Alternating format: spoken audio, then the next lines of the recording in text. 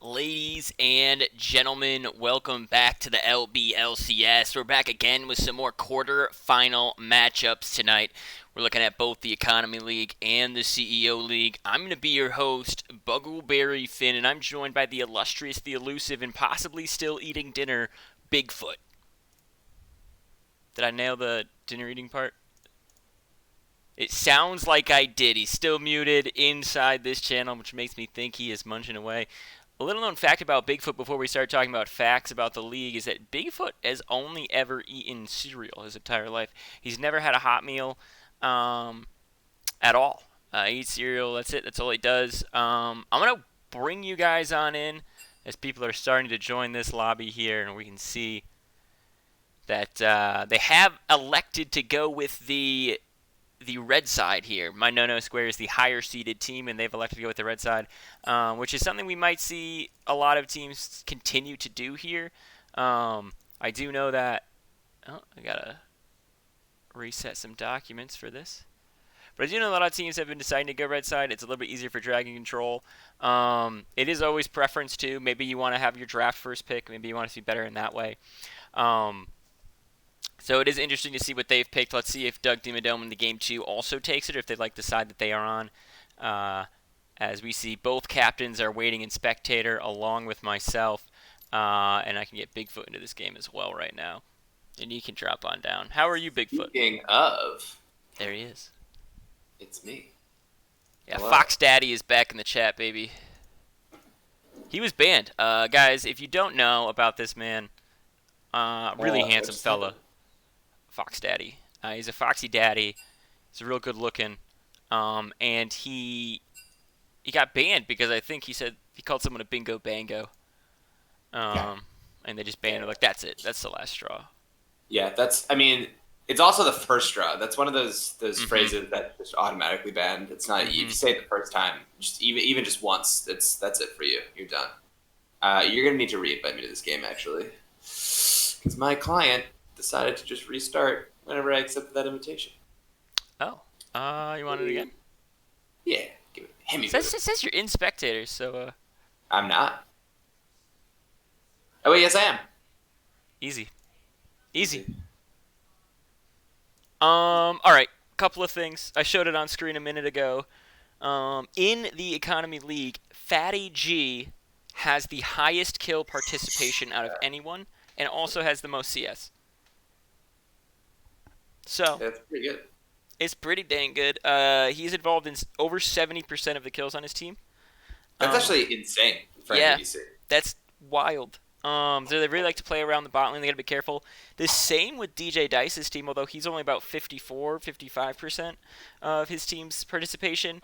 What ADCs is Fatty G running to get those kinds of numbers? That's Fatty G's been running things all over the place. They both pick Jinx and have played Jinx before. I think they've both played Ashe before as well. So there are some contested ADC picks. It's definitely a lineup to watch, or a lane to watch rather.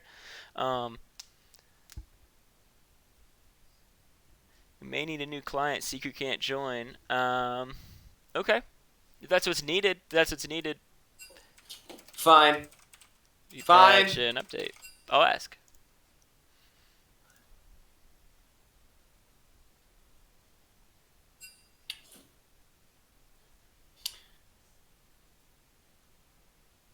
He was okay. Welson XO says he was banned for running it down in draft 0-11 cap 4 minutes in roaming level 2. I mean, that's just mid gap. That's not. That's just mid gap. Yeah, that's nothing to do with running it down. If anything, what he was doing, he was investing in other laners. So Yeah. You give someone 13 kills, all of a sudden they're gonna be worth 1,000 kills for like 4 or 5 deaths. Right. That's an investment. It's the same. It's the same. Principle behind investing, where you it's a little tough early on, and then it becomes you cash in for a huge payoff in the end. Yeah. Give me 1 second. I can give you way more than 1 second. I don't need to Oh, just great! give you Because I one. actually might need more than one. Yep, no problem. Ev Dingus is in the chat, guys. Ev Dingus is possibly the cutest man ever. We did a poll. We did superlatives, and a lot of people are saying he's a 10 out of 10, which is a pretty high feat to achieve, and props to him for achieving it. Here's a picture of his face vomiting a rainbow. I'll put it in chat right now. There you go. That's what it looks like. Um, all right. I'm expecting to see 2 death ball comps. As Bigfoot just ran away from me here. We will see exactly what is going on once we jump right into drafts. I'm hoping we can jump right into drafts right at 9. Everybody was here in the last lobby, and Secret Asian is able to get into this one, so hopefully everybody can just zoop right on in and we can start it up.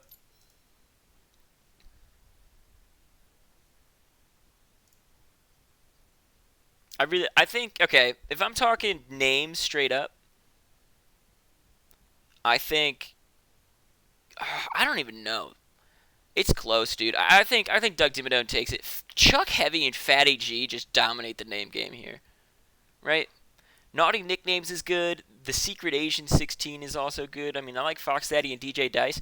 Like, they're all solid names, but Fatty G and Desi D in the bot lane with a Chuck Heavy mid, I just feel like that's more dominant for a name game.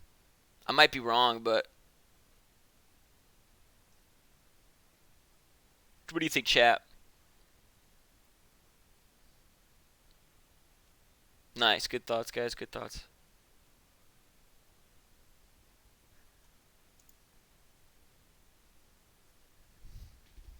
I think Naughty going to stomp easy peasy lemmy squeezy. Not even lemon, lemmy squeeze. Easy peasy lemmy squeeze. Easy peasy, lemmy squeezy. Fiddy gonna feed, don't worry. If Fiddy doesn't live up to this 0-11 Katarina, I don't know what to even say. Yeah, I swear to God. I swear. I think I'm gonna start calling feeding investments. Yeah. And then when you get a kill, you just cashing out, right?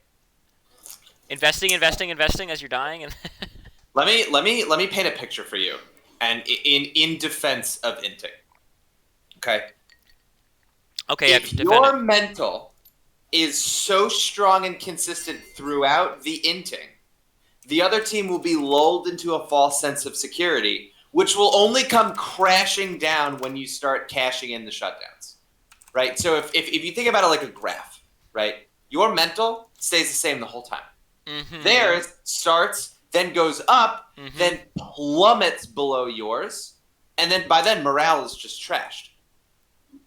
So you're telling me there's only one way to play. It's a psychological bait. Yeah. All right. I'm into this. I'm into that. Yeah.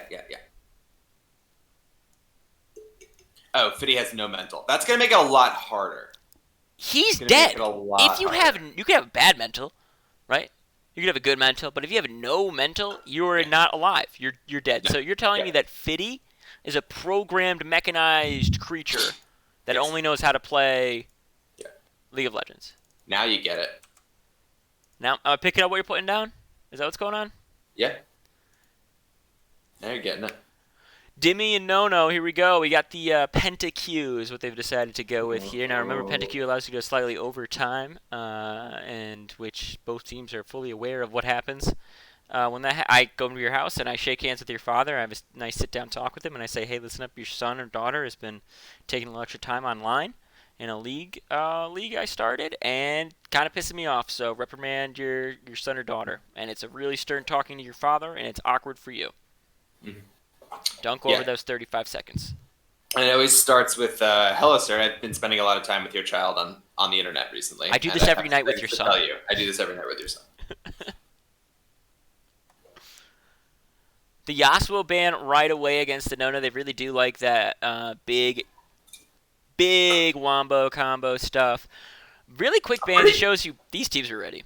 Yeah, they're ready. They're prepared. Pretty blown away by how many Alawi players we have in this league, to be honest with you. There's quite a few. You know what it is? Tentacles? Sure, you could. That's an argument you could make. I was going to say I think Alawi players are like, they always have hope because when you ult with 0 life, you're like, I can still just heal it all back up. I can do this. And so you have this good mental of like, we can pull this back. We have no gold. We have no towers. We can pull it back. I'm an Alawi player. And we're a league of hope. And Doug Dimmadome going to take away the Zac from FX Daddy. A pick he really does like. They already banned away the Kayn as well. That's pretty smart because on Zac, he can die twice as often.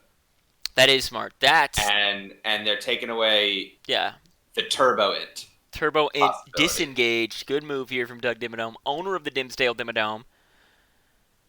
Oh, Really they left showing Garen open, which he's got it in the name. got in the name. Garen and Trundle is two meaty boys. They're going to run at you a lot. They're going to do some stuff. They gave the Garen one trick Garen. It's true way too large. Hopefully Garen doesn't get too large, though. That's the goal here. Try to avoid that. As Jinx is locked in, that's the priority pick we were talking about for ADCs. Fatty Mm-hmm. G getting a really safe lane with the Janna, too. He's just going to sit back and play it safe and just farm and wait for late game here. And I really like Janna into Trundle Garen. They're kind of Yeah, yeah, this. They're not entirely one-dimensional the way they come at you, but but they're kiteable. they're kiteable. And with someone that has huge kite potential, the way Janna does, and the way Jinx does with traps too, Mm-hmm. um, makes your big hyper carry even safer. Right, and it lets the hyper carry be safe in the early game, right before cooldowns and before Garen and Trundle get really heavy. Then Jan is just sort of used to keep them at arm's length so Jinx can be safe. And Mm-hmm. then when it starts to transition to the late game, Jan is so good at just buying time. Oh And yeah. if she can just buy enough time for the Jinx, everyone dies. Like it's just over. Especially if you get that ardent sensor too, right? Like you're actually Yeah, increasing the speed in which Jinx yeah, comes online. Like the problem yeah. with Jinx is you need a little bit to get going. Like obviously Lucian can fight you really well early. Twitch not so much, but Twitch can Nope. also give you that. Okay, you have a very team fighty ADC. Here's another very team fighty ADC that also can do picks, right? Yeah, I mean, both teams with a really strong foundation for their first three pick ban. Really interested to see where both teams go with their mid laners because I think they have some options. So We see I Corky. I don't know if that I Timo did is not like this the second two bans from No. I think they should have banned out Cass, and I think they should have banned out another big Chuck Heavy Oriana. mid laner, like an Oriana. Oriana, some kind of Yeah, wombo thing that he can do. I Because think Chuck Heavy has the second highest kill participation in the entire league, and he's their mid yeah. laner. So I they can think play around these two. I think Oriana's a huge big brain pick here for Doug Dimmadome, owner of the Dimsdale Dimmadome. I think there are a bunch of mid laners that work there, but Oriana pairs really well with Zac if you're good at making that work. And it's just another shield for Jinx. Yeah.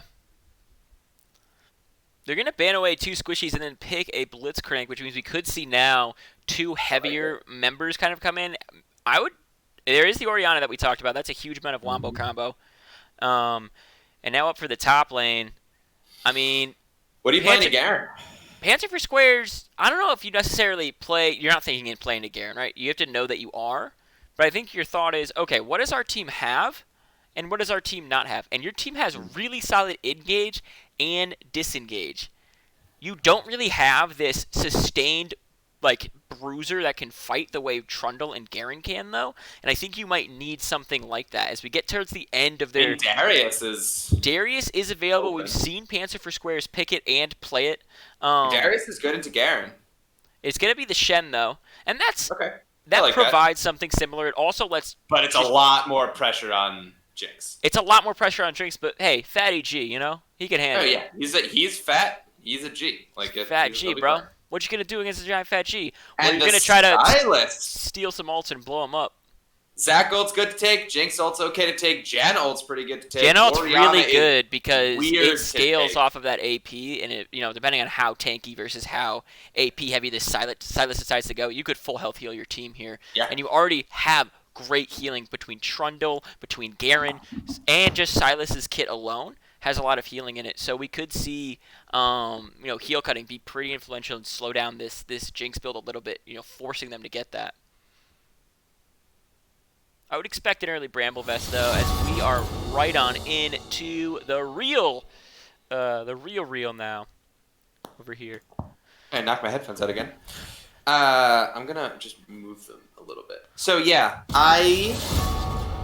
one thing that I will say about Silas that I like, I've played Silas and Oriana actually a couple of times, which is weird because I don't ever play Silas. When you steal Oriana's ult, you have to sombrero yourself because obviously you can't reposition the ball. But Silas actually is pretty easy to get onto the backline with. So if you have Oriana ult and you can get onto the Jinx, that's a lot of damage that you get off of the ult because Silas takes so much AP scaling from the ult he steals that the Shockwave is just going to do so much. So there's a chance that he can take Oriana's Shockwave and just wreak havoc on that Jinx. Yeah, I think so we said there's a lot of pressure on Jinx, and that's true. But honestly, when you're playing around somebody who can deal out that damage, I think Desi D on this Janna is going to have a lot of pressure on him as well. Like, you are protecting whoever gets fed. Hopefully this Jinx gets ahead early and can kind of snowball into like being this hyper carry by mid game. Otherwise, you're just protecting them until late. But like, you miss a Q, you don't put the E on at the right time, you don't block damage with it. All of a sudden, this Jinx is gonna have to blow summoners, become a more susceptible target. So I want to see a lot of pressure from Trundle to slow down the lanes that want to be like a farm safe lane. Yeah.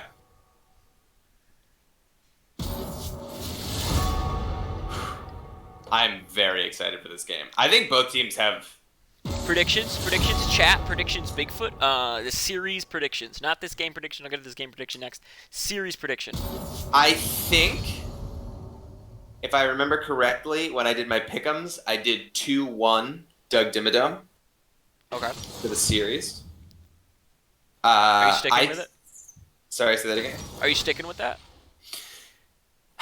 I'll stick with it. But I think no matter what, I think the one thing, and this is a bit of a cop-out, I think no matter what, this game goes to three games. I am agreeing with you. I think this goes to a 3-game series, and it's not just because statistics tell me this. It's because I wrote the script, and I'm looking at it right now. Yeah. I do think my initial prediction is for this game, I think Doug Dimmadome drafted a little bit of an easier to execute comp, which I think always has a slight advantage over the other team, just in ease of execution. But on the other hand, so if push came to shove, if I had to predict, I'd put my money on Doug Dimmadome this game. But you can never count out No Square because they have Blitzcrank. Like, that's one of those picks that even if you're behind, just one misposition by Fatty G, one misposition by Chuck Heavy, it's done. They're gone. Right. That's the ballgame. It is going to be really difficult to keep our people alive, and also early game in lane, Janna trying to ward, looking around to clear vision. If she's separated from Jinx, she becomes this easy target. Or if they see her clearing vision far away, all in this Jinx, blow a summoner, grab the hook, try to get the kill, delete her out of lane and shove waves, let them crash into that tower. And you could start to swing the games in your favor. DJ Dice, unfortunately, not on Jinx, not on Ashe, not on a champion whose ultimate is a giant shot, because DJ Dice has never missed an ultimate in his entire life. Never did, never will. But it's also impossible to miss Twitchell. Right. So the stat will continue to remain true. A lot of interesting things to say as we have 2 minutes more to load in. One thing I was going to say, I think you missed this part. I was talking about which team was going to win based off their names. If I was going strictly off names, I think Doug Dimmadome takes it. You're looking at Fatty G and Desi D in the bot lane with a Chuck Heavy mid. I feel like that was just too powerful to beat. Ooh, a Chuck Heavy mid is a phrase that just comes right off the tongue. Right off the tongue. They also have full synergy on clan tags, whereas No Square has 3 no-nos, 1 no tag, and a syntax. Now, if they had 3 no-nos and then 2 people with no tags, they technically have enough no-nos for me to be okay with it. Yeah, but it's the syntax. But it's just the syntax is gonna mess them up a little bit, if not a lot of it. However, Garen player did get Garen. Garen player got Garen. And that's important. That you could see a dominant lane out of that too, especially if Channel roams up top early. That's true. I'm expecting level 1 shenanigans if you're gonna take Blitzcrank. Oh, if you have Blitzcrank, you better be shenaniganery. Economy League Blitzcrank? Immediately. Come on. Let's go. Come on. Let's go. Get out of here. Come on. Fight time. I will say that I personally don't have access. We don't have access yet to the number 1 data point, which I use to make a decision about who is going to win the game, which is what skins do they choose? Yeah. And we're going to have to wait, 45 seconds to figure that out. But I think that really is. If you're looking at these champions, which skins do you want to see in this game? Which are you most excited for the possibility of seeing? Let me think. Fnatic, Janna. don't think it's gonna happen. Don't think it's gonna happen. That's why I'm excited to see it. All right. Pool party Zach. Yeah, pool party Zach's good. Do you Yellow think they're gonna jacket pull out Shen. the Huh? new pool party skins just came out, and Oriana's one of them? Do you think that Chuck Heavy has purchased the? Is there a pool party Jinx? No. Okay. It's pool party Zach, pool party Oriana. Mafia Jinx. That's what I want to see. I'll say. It's actually Crime City Jinx. Oh right, they changed it, which is a way better name, by the way. Crime City. Crime City is way better than Mafia. Are you kidding me? Crime City? You don't think? Are you disagreeing with me right now on stream? Wow, I've just never felt this before. All right, Omega Squad Twitch. Pool Party Oriana did come true. I can't see. It did come. That's great. Yeah. Heartseeker Jinx, solid. Oh, Sacred and Sword Janna. Didn't know that was a skin. if they added another word to this, you wouldn't even be able to read it. Mecha Kingdoms Garen Prestige Edition. I mean, that's a real flex with the border and everything. Yeah, I mean that's a lot of. I mean, obviously he has Garen in the name. I kind of expected it, but still. Okay. But still. All right, so the teams are loading in. I just realized, are you doing call? Are you doing play-by-play? What's happening here? I'll just feel it out and go with whatever. All right. I like knowing my responsibilities. I hate knowing my responsibilities though, and I feel like if we put tags on it, then it's kind of dog. You know what I mean? Yeah, that's fair. I mean, I don't really like labels anyway. Yeah, labels are. Ugh. I agree. Here we go. Mid and tuck. Are they gonna get spotted? You call it the mid and tuck? Mid and tuck, baby. Although everyone except Blitzcrank did it, and he's there late, which means they see him. They saw him. That was a miscalculation from No Square to start. Yeah, Doug Dimmadome, owner of the Dimmadome, saw. They know. I believe they saw the Trundle, and there's a ward right there. So they're just gonna get this deep ward, and they're gonna be content with that. Two deep wards. Vision. Are they gonna start this? I love that sort of side bush ward. I don't love the Krug ward. I don't think you need to spend 2 wards here, especially if you're trying to steal it. Oh, I think that was Blitzcrank warding over, trying to catch like Jinx or something standing there. I don't think he was warding there for actual like vision or game knowledge, other than can I cheese them right now? I will say the 3 people with the no tag are all in this bush together, which is nice to see. It's a very powerful bush right now. Yeah, it's a super powerful bush. P bush if you go. SP bush. Yeah. Super bush. A lot of ways to say it quicker. Super hot bush. They're gonna know this is being stolen, and I wonder if Zach just. I think Zach just plays it. Goes to the red. Yeah. Just does the old vertical jangling. So here's what could happen too, though. You have this Blitzcrank. You could rotate down here through. Interesting that he waited like that. Oh, it was Twitch. Yeah, it was Twitch. Yeah. Better safe than sorry. Better sorry than safe, I always say. Well, and here's that play that I was going to talk about. They already burned the Jinx Flash. I was going to say they come down to the tri-bush there. Yeah, he takes a lot of damage for that, but I'll take a level on. That's a big-ass worth. Yeah, and now Zach 100% knows, like, yes, they absolutely took it, even though we knew they were taking it. And he's taking even longer, so he's super safe to just run to that red there and steal that. I honestly hope he steals more. I think you take Raptors there, too. Yeah, well, Trundle's Raptors is kind of tough. He's kind of weird. Nice trading from Oriana here. Oriana, Silas is pretty tough early on. His first few levels are really, really hard, especially into someone like Oriana who can sort of harass you with those short-range, like, chunk attacks. But Silas is weird because there comes a point where, like, a switch flips, and then all of a sudden he's winning these trades. So I like that Oriana's using this sort of early pressure to win these trades because eventually she's going to stop winning these trades. Oh, and a great pull! Ring. Wow, they're going to knock her up, and they're going to probably take her down as the Ignite is going to burn her, and the first blood goes over to DJ Dice. Love that they gave the kill over to Twitch. I saw them hesitate a little bit to make sure that he secured it. There was an Ignite ticking from Blitzcrank, so good patience from DJ Dice. Just being like, all right, let's just wait until the right second. Like, they're dead no matter what. Then we hit him. So Patty G now, two sums burned. First blood onto Twitch. I mean, if you're DJ Dice, you're pretty pleased right now. And Chuck Heavy's out of mana here, and Segregation noticed it. He's going to go in, but he's going to take the tower shot as well. And a lot of damage traded right on back. The auto attack are huge. Oh, I think she could have flashed for that, I'm going to be honest. If I'm playing that, I flash right there. And here comes Zach jumping right on in, but Panzer Squares has not rotated over, and Mr. Xeon notices this. Now, if Zach goes down, it's not a major issue. It's going to be really hard to finish off with Shen right there. But not with FX Daddy running in like a big troll that he is.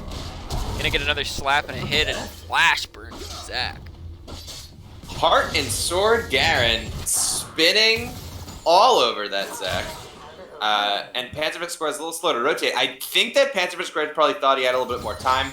Did have a wave pushed in a tower. It does always feel really bad to lose a wave on a gank that you know isn't going to be a kill. So I can see why he was like, all right, I'm just going to get this wave. I'm sure you're fine.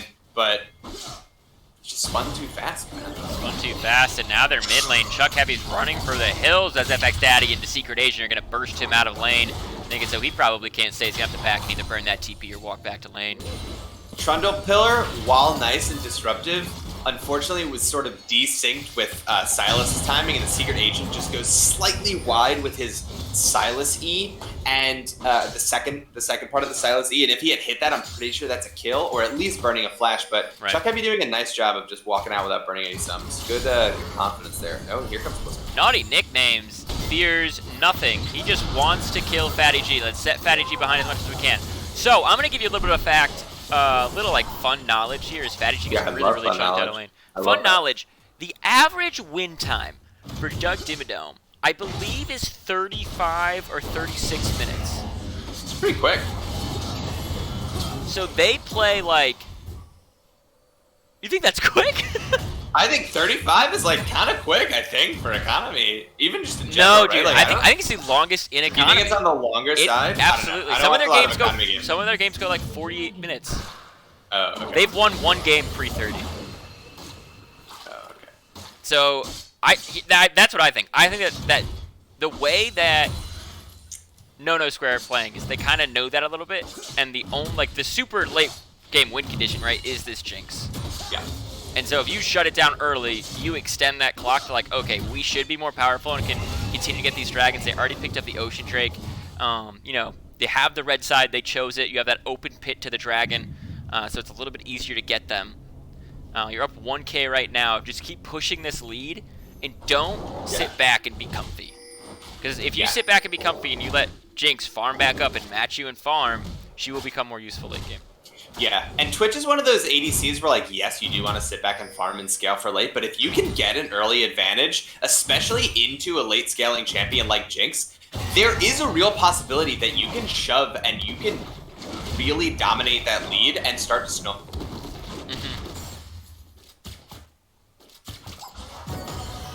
Yeah, and of course Blitzcrank is also a snowbally champ if you start landing those hooks, which we've seen Naughty Nicknames land a lot of them. He's got that Hex Flash and he's sitting in the alcove as well. So he is just sitting there waiting to cheese him.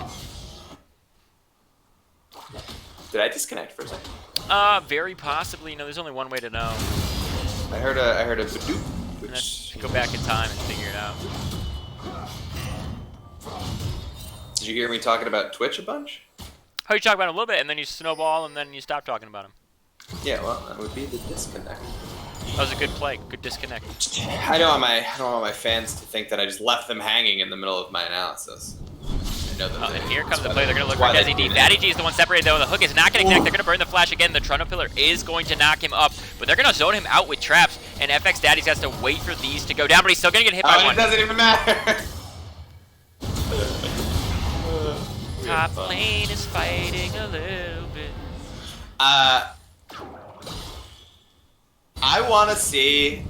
I don't think there's a way to like check the stat on this. I think you just have to comb through the replay. But I want to know how often Fatty G's flash is on cooldown for this whole game. Like, burns at level 1, it comes up like right when it comes up, and then immediately has to use it again for the Blitzcrank hook. Like, this is. He didn't die, which is good. It was a totally justified and legitimate flash, but on an immobile carry that scales like Jinx, it feels so bad to never have your flash. And here comes the return gank this time. They're going to try to pine out some vision. They did not clear the tribe though, and they're going to start pinging it out. They know where he is. Yeah. And 19 says, do you guys have a YouTube channel? Thanks for letting me, for asking. We do have a YouTube channel. You can look down right below the screen or the stream, and it says YouTube. Also, it seems like there's a little bit of stream lag. I think you may need to adjust some video settings, perhaps. Oh, there's a little bit of stream lag going on right yeah, now? Yeah, the FPS is a little stuttery. Oh, the FPS is stuttery. Yeah, that has to do with the fact that there are 18 phones connected to my Wi-Fi right now. Oh, sure. So that probably won't change until 20 minutes from now. Okay. So we can start talking more jaggedly, like, you want to do that? Make it like, it's just good. Not, yeah. And the, chop, wait, ignite, another one. I don't know if that's the best entertainment though. No, I mean, for us, yes. For the viewers, the ignite and both ults in the mid lane did go down. Chuck Heavy even had to flash away, as Mr. Xeon hasn't really been impactful with ganks yet. Instead, I would actually say quite the opposite. But to be fair, it's a pretty calm game from what I was expecting. I will say though that there is a 2K gold lead built up by Nono Square. Other than that first blood, just off farm, they're up 20 farm in all 3 lanes. Hey, it's really hard to farm this Garen. What? He's doing a great job. He hasn't even backed yet. He's at 60. Wait, Garen hasn't bought an item yet. No. No, I don't need to. What? How much gold does he have? He's backing with 2,300 gold. What is he going for? I'm so curious. Boots? Oh, not in the top 3 of my predictions. He just wants to spin around faster. He's going to hit you more times. This is a Garen player. He's a hard and sword Garen player, all right? So he currently has, what is it? Plus 70% attack speed off of that back. He's just going to spin almost, Okay. twice as fast. He's going to go for it. He's a cute little guy. Wait.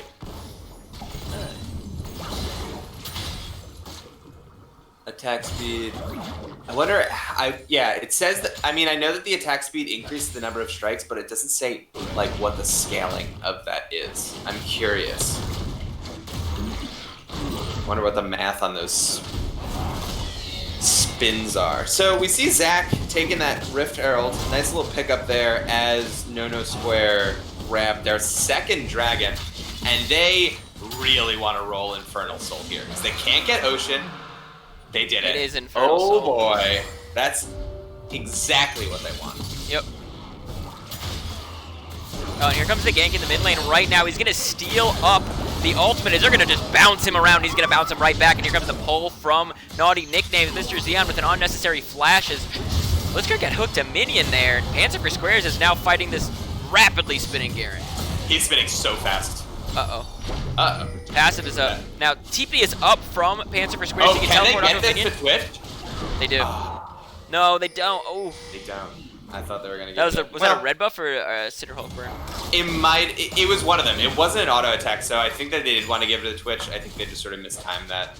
A little bit of a slight bungle, but overall a great play there. Burning Zach's passive and getting a kill. And Fatty G doesn't want to get hooked, but he gets flashed on. He gets knocked up, and he's pushed into tower range here as Fatty G does get hooked finally in the end there. And Naughty Nicknames is not quite going to go down, but the ultimate's going to come out. It's not going to kill him because his passive is going to proc. DJ Dice can't miss an ult.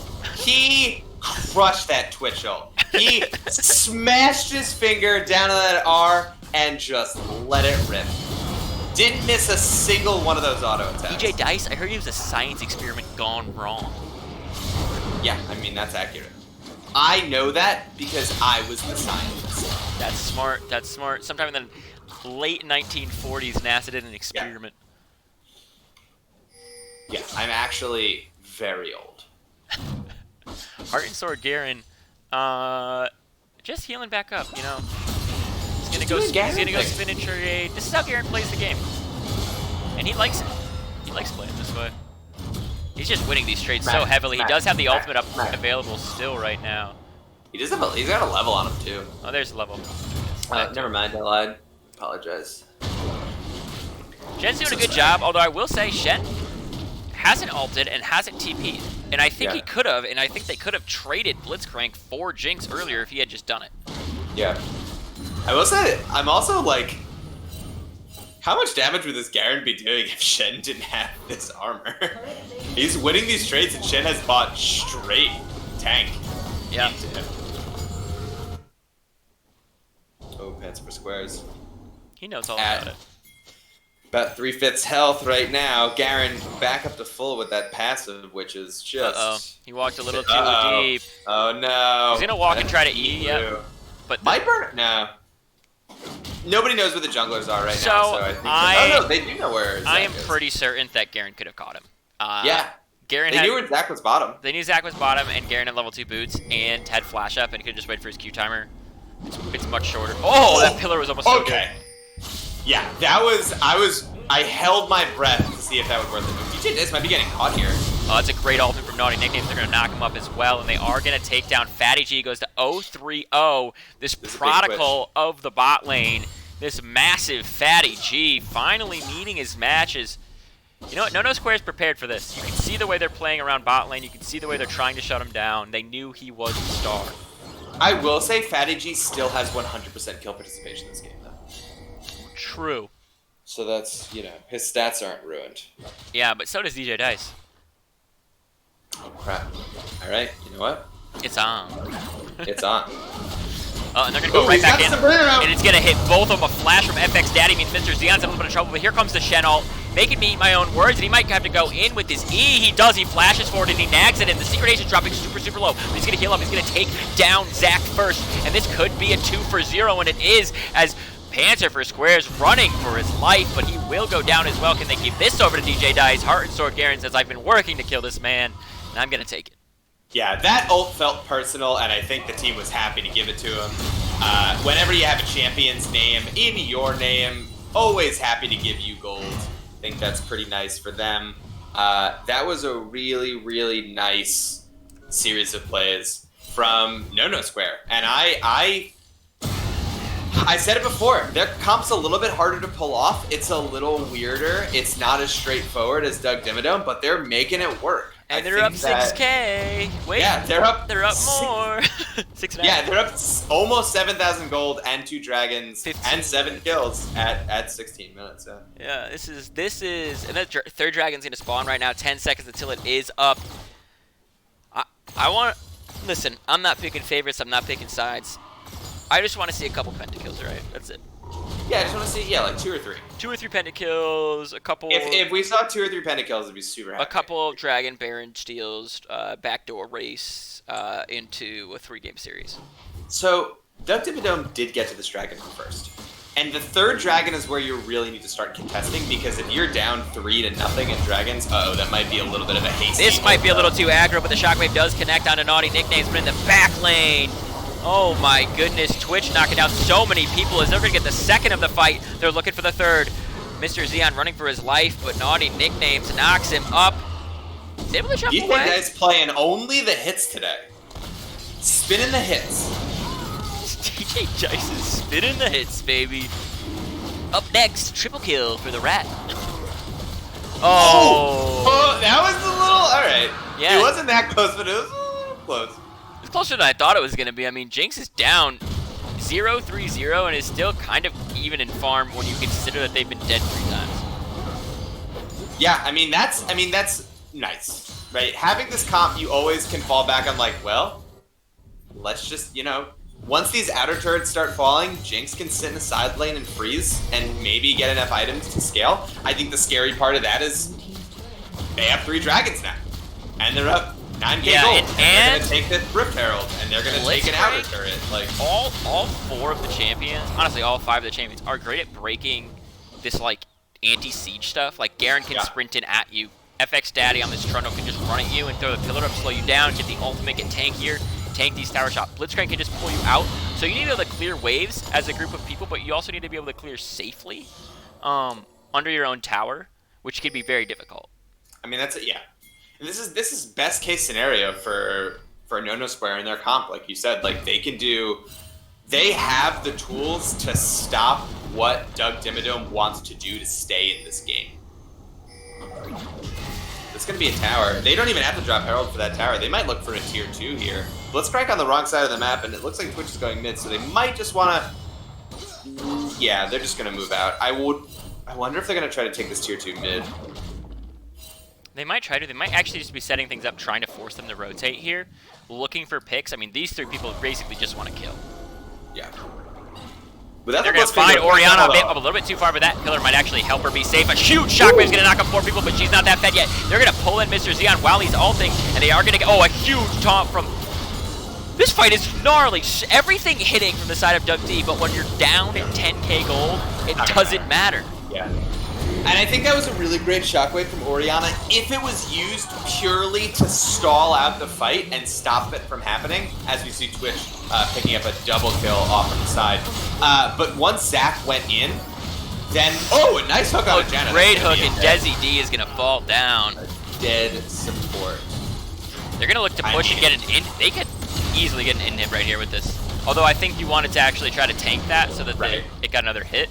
Whenever you have a Rift Herald charging in, and you have the ability to go and tank the tower with a champion, just do it if you have low prio the way they did, because it won't die, and a Rift Herald can have infinite charges if it only has 1 life. So I'm going to give Nono Square some credit here on what I think is a huge, enormous, gigantic brain play that they just made, based on the fact that I see them pinging out Baron in 35 seconds. They did not push the issue on that mid-inhib. And here's a play. Naughty nicknames. Playing just to keep everyone safe game, but FX Daddy's going to flash over the wall. Now they're looking for the jungler. Panzer for Squares is also dropping low. They're going to turn the focus back onto Mr. Xeon, and 14-0 goes this game, and Nono Squares are making a statement. Yeah. So, back to what I was saying, it was really smart that they didn't take that inhib, and the fact that they pinged out Baron as they were leaving from that inhib makes me think that they did it intentionally. There's a school of thought that I tend to agree with, and math tends to agree with, that if you take an inhib that early, especially pre-20 minutes, it's actually not worth it, right? Because you're not using that pressure to get anything, and you're sending a ton of extra golden XP to the other team.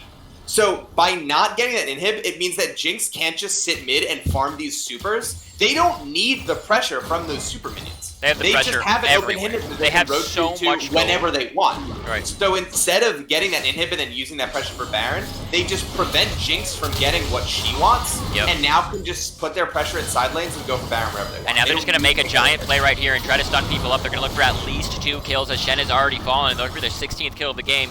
Now they can back up. They can do Baron if they want. You see them pinging it already. Basically, now you put yourself in a position where you get Baron and you actually just try to run it down middle and win. You have the open inhib area. If you get any amount of kills or picks, you can end the game with Baron at 22 minutes if you're 15-0. Yeah, I think this is. I think that's the play. You take Baron, you reset, you spend all your gold, and you just go for the win. They are so ungodly ahead right now that I can't imagine a world where they don't just close it out. You would have to throw by misplaying or getting way too greedy. Like, even if FX, Daddy, Fetty, whatever, went 0-11 from this point forward, I still think you're favored to win this game. Yeah, I think the only thing that could have happened right there is, like, the random Jinx rocket to take that to maybe stall for you. Yeah.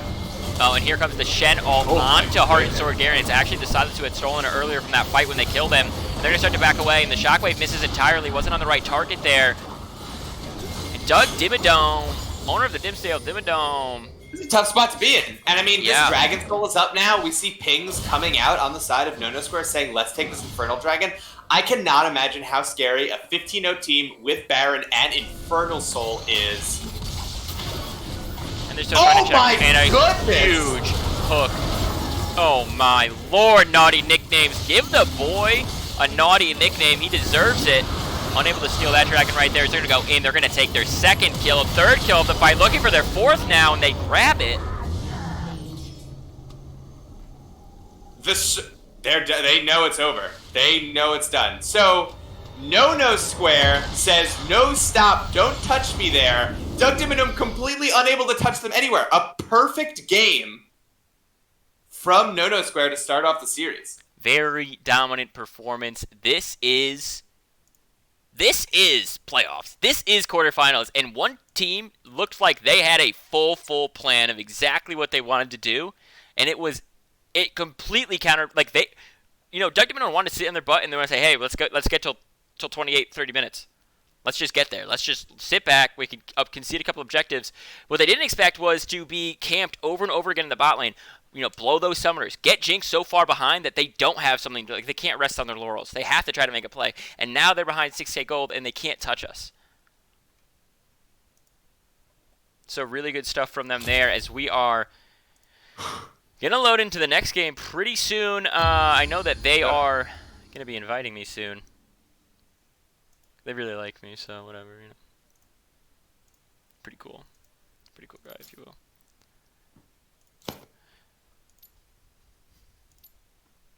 Just got to wait for the invite here. So DJ Dice remains true to the story, to what is possible. And you didn't miss a single ult that game. Yeah. You didn't miss a single ultimate.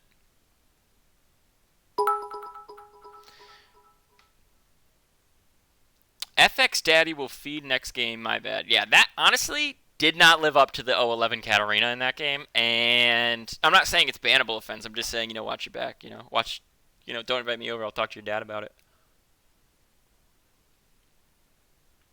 That's all I'm saying. Oof. What a game one. So that's remember, a real. Go ahead. I'm just saying that's a real dominant performance. Yeah. We don't know what side Doug Dimmadome is going to choose to select. For this next game. That's going to interest me. So when you're doing these playoff games, you have 10 minutes, 10, 12 minutes. That's totally fine to be like, okay, everyone get up from your computer, walk away for a little bit, shake that one off, get a glass of water, sit back down, talk as a team, and talk rationally. We lost that last game. How do we turn draft around? How do we turn our play style around to work this time? Does it matter which side we take, and how does it matter?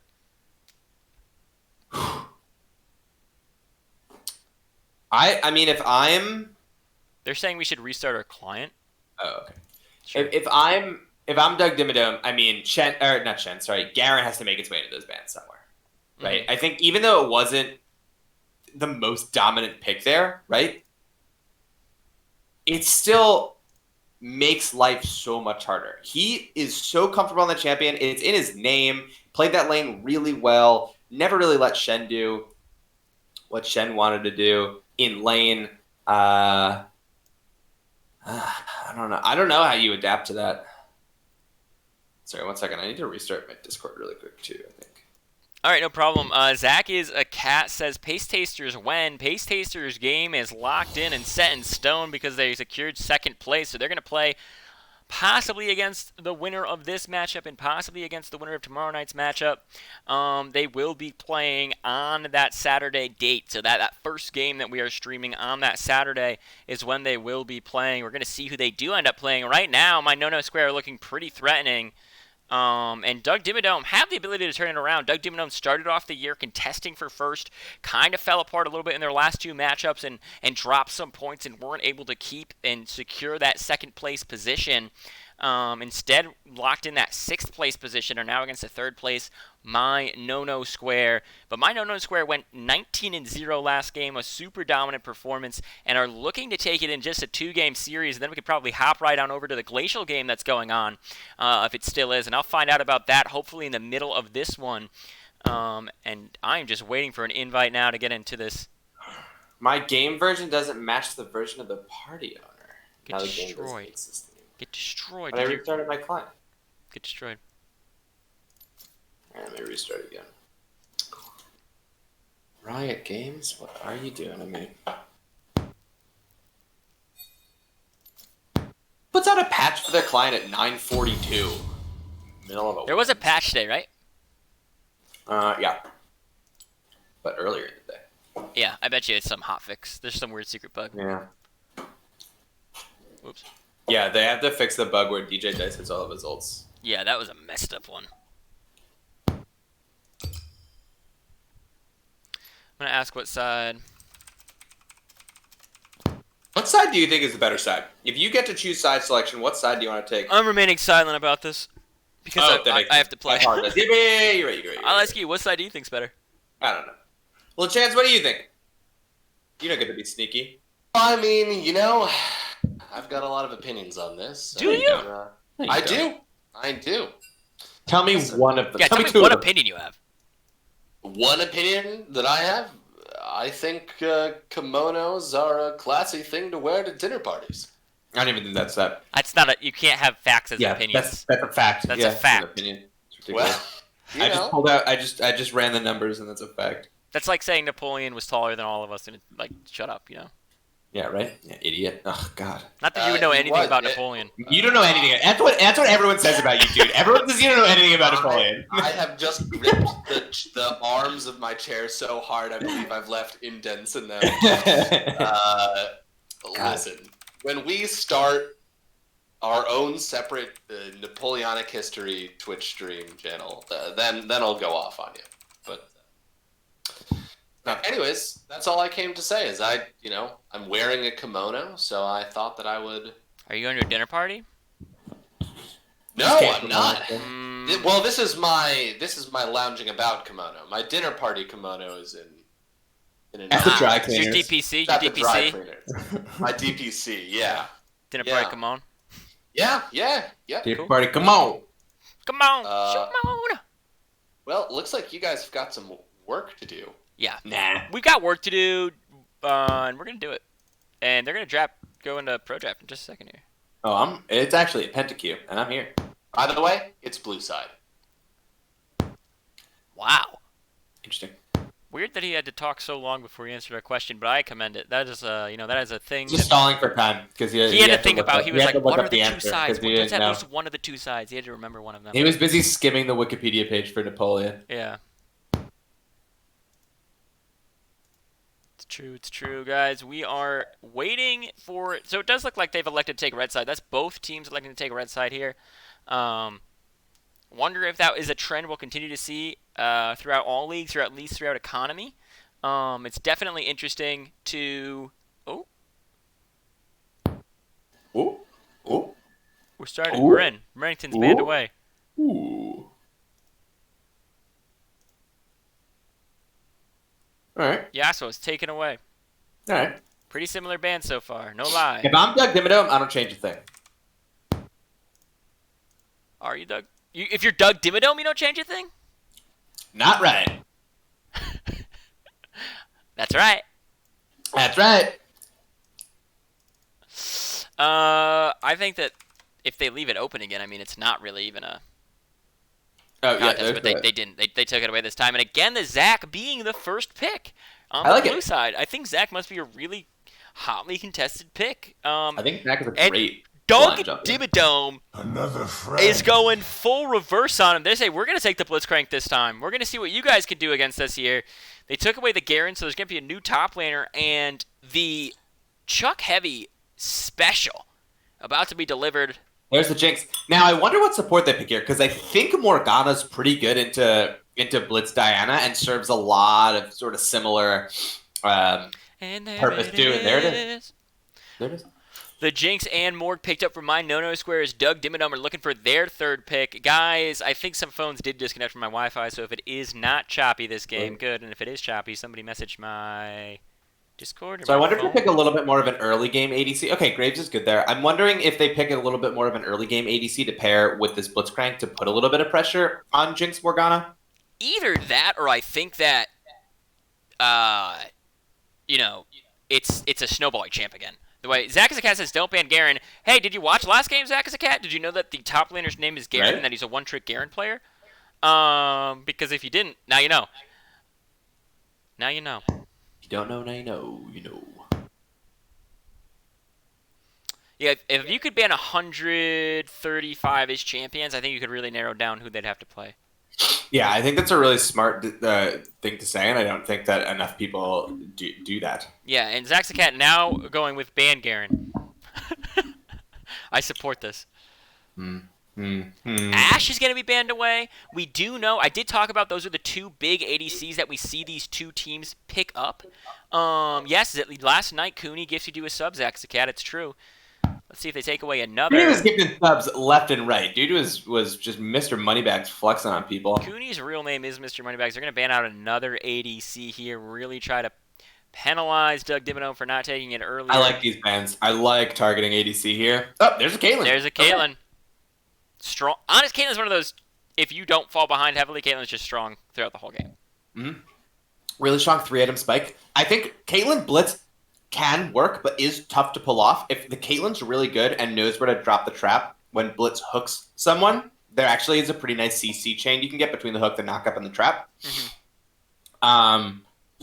But it is a very aggressive bot lane. So, Doug Dimmadome is forsaking what they tried last time. They said, last time what we do is we want to play slow, we want to play around 2 singular carries, and we want to get to late game where we're going to just stomp them. Now they're saying, nope, we're going to blow one person up, and that person is going to be so beyond dead. Graves is burst. Diana is burst, especially from that level 6 area. Blitzcrank just trying to get that pick with him. Caitlyn either finish them off. Caitlyn also has a lot of burst with that EQ combination, so they just want to find someone and kill them. Don't let no-no squares do what they did to you last game, and they're picking a very, very dive comp. I mean, is that Pantheon mid lane? That is so dive heavy. I do think that's Pantheon mid lane. I like that. And that Volibear's up in the top lane.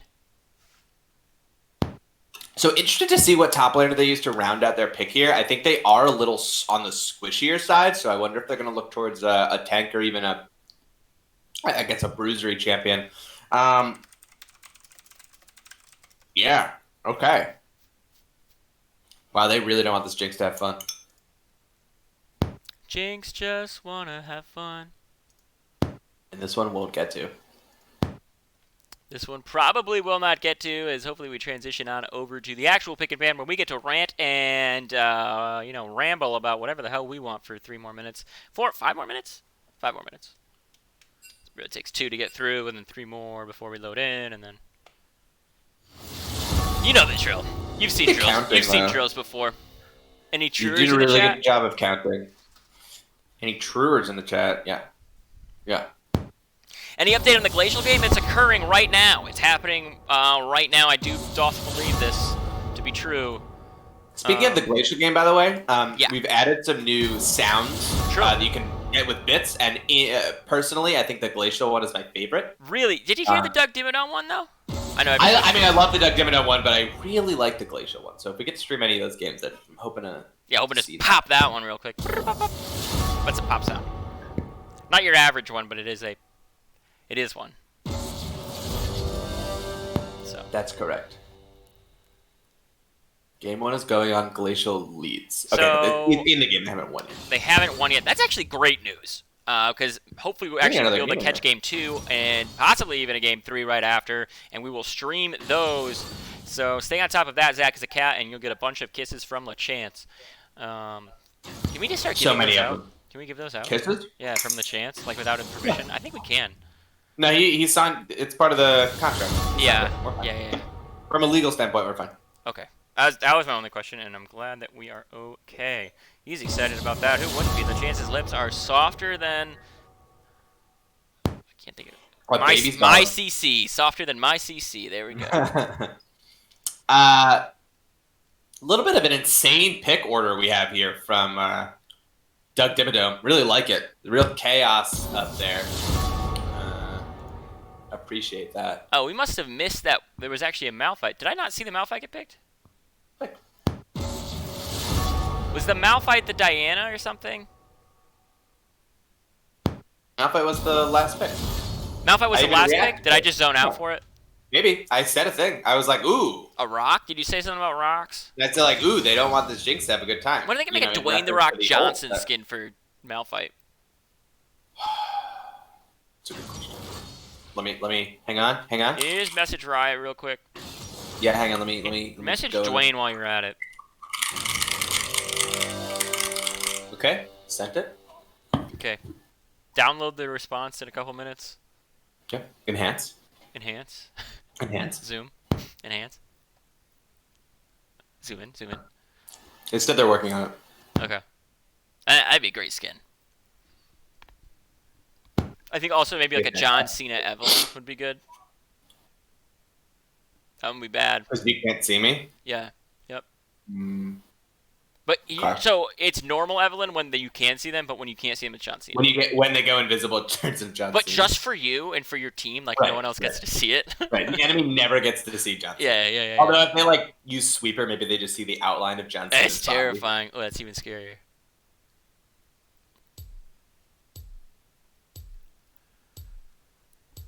You know, John Cena is far and away the number one Make-A-Wish Foundation contributor. He has fulfilled like hundreds. Wait, what's happening? Are they off-rolling here? Oh, they They did a singular off roll. I think they did a singular off roll. no, They did a triple off roll. maybe. What did Mr. So Xeon here's play what I last will week? say: Graves could absolutely still be mid. True. Although I do know Desi plays a lot of die, I think it could just be a singular switch where you have the Blitzcrank and the Diana switching spots. Well, this is an interesting switcheroo we got going here. Interesting development. Mm-hmm.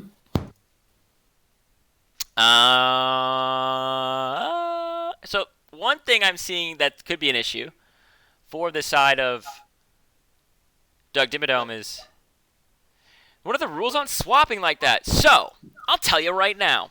Thing number one, swapping like that, if it's a singular switch, is A-okay. If it's a triple switch, there probably is going to be an issue we're going to have to talk about. But a singular switch, so if Graves is mid, if their jungler goes into the support position, it is okay. We've seen position switches like this in actual LEC, in LCS, and especially if the switch is something like mid-top or lanes that can normally switch mid ADC. We've seen other teams do this in other leagues. G2 has done it several times, where they've switched mid-draft who is going to go where, despite lining up in order. So the issue only becomes when it is a triple switch, and if they said nothing in chat like, "Hey, we're in the wrong order" before draft had started. I know Spin Doctors did this. They confirmed like, "Hey, we're switching our mid and our support for this game." Then draft started, and then it continues from there. So. Yeah,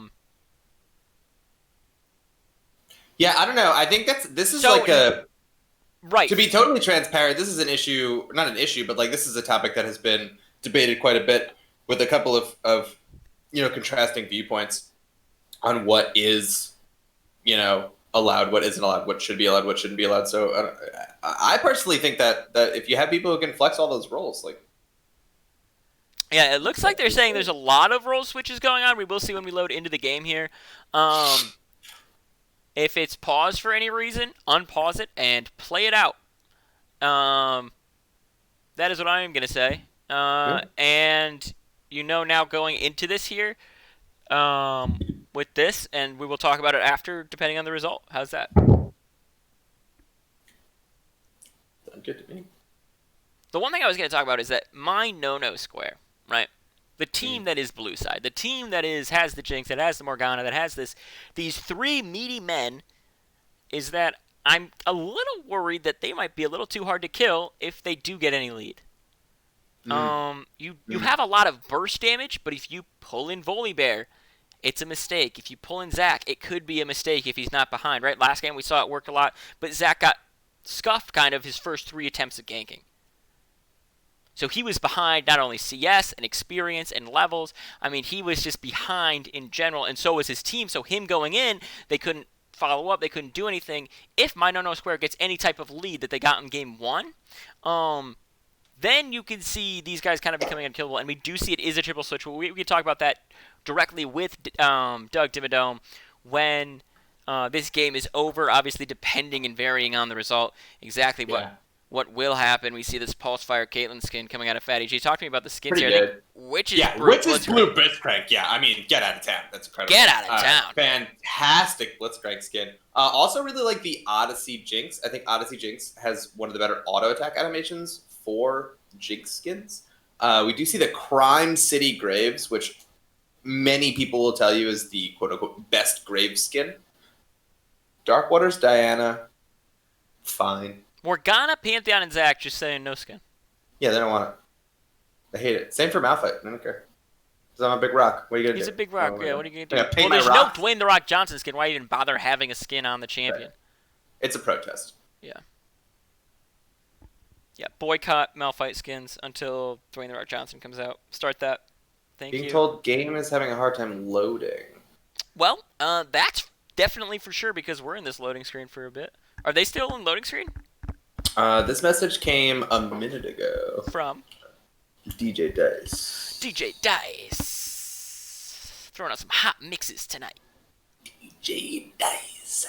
Ladies and gentlemen, tune on in to WMRQ, the Q Crew with DJ Dice hitting up on the tracks. Let's see. Yeah. Do your little. Can you type loudly for me so I know what you're doing? Yeah. Thank you. Send. Good. Yeah, it is taking a while. They're damn right. So, if I go into my Then game. so it says DJ Dice is in game. If I look at my friends list, it says he's been in game for 5.5 minutes. Oh. And I don't know if they count loading screen with in game. I don't know if they do that either. I guess we're gonna find out real quick, aren't we? Yeah. What do we do? We bet right now. Everybody in chat bets exactly how long we're in waiting screen for. 6 years. Whoa! Over under. I'm going under.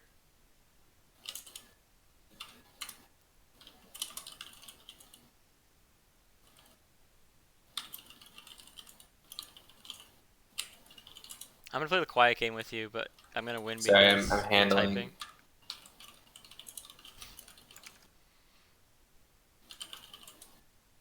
Okay, so it seems like they got in a game. Someone crashed. They had an error, which was why the load took so long. I'm gonna let chat take a guess on who crashed. Yep, that's a good one. Good, smart, big. So who crashed? Okay, we're being told Pantheon. Oh, okay, well God damn it, he ruined it. You're on the team. You're all both on the team. That's cheating. That's cheating. Yeah, it was the secret agent. Cheaters. Ruin the competitive integrity of guessing things. Yeah. You'd be shot dead in Vegas, by the way, if you're cheating like that. Alright, we are loaded on into this game here, and we are going to see if Doug Dimmadome can bring it on back and, do a nice quick attack to these no square schmacks. If Doug Dimmadome makes it to the finals, we could consider hosting the finals at the Dimsdale Dimmadome. Now that would be a place to host the finals. They're showing Crash Nebula there on ice. On ice. That's right. Not right. I wonder if we could. Not right. I wonder if we can whip up. If they make it to the finals, I bet we could whip up some sort of graphic where it looks like Champ Select is happening inside of the Dimsdale Dimmadome. And during the invade, the game gets paused. During the invade, the game gets paused.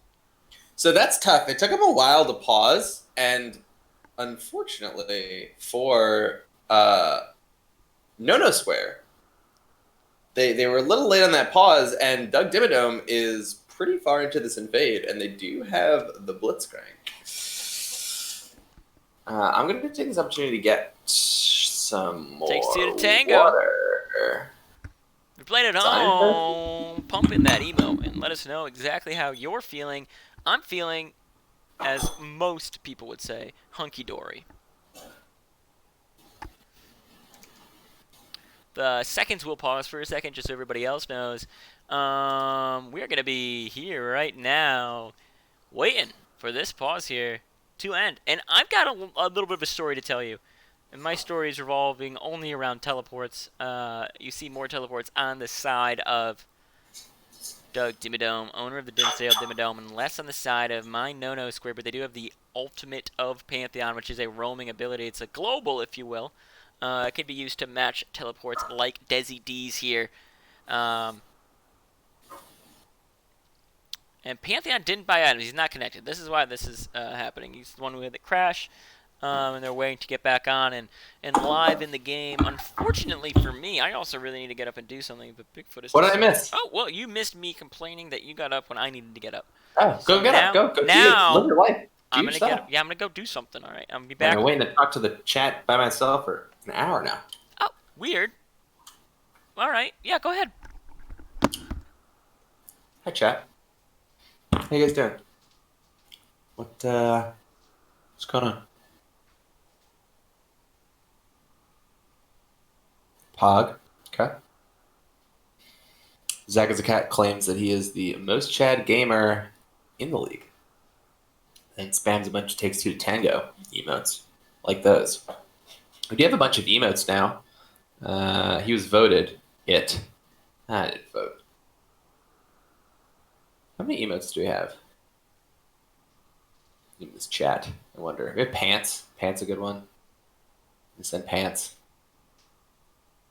Like the pants. Yeah, no one voted. He just voted for himself a bunch of times.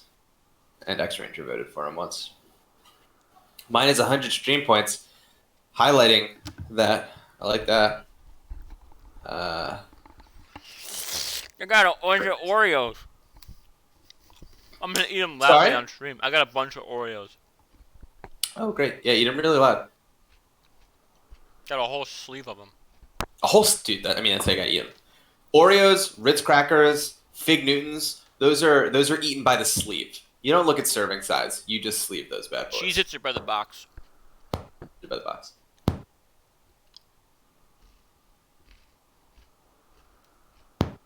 Holy shit. That's a long timer. Yeah. Alright, when do we guess that everything's good? 22 minutes and 10 seconds. 22:10. Going 25-10. English.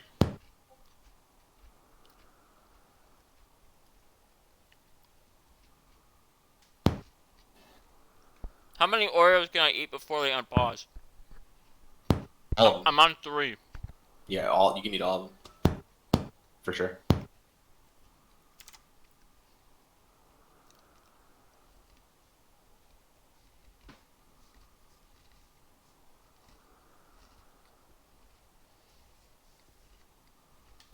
$25.10. Really coming up on it. I'm on 5. How many are asleep? I'm about to find out. Okay. I should have got a drink when I got up. It's so...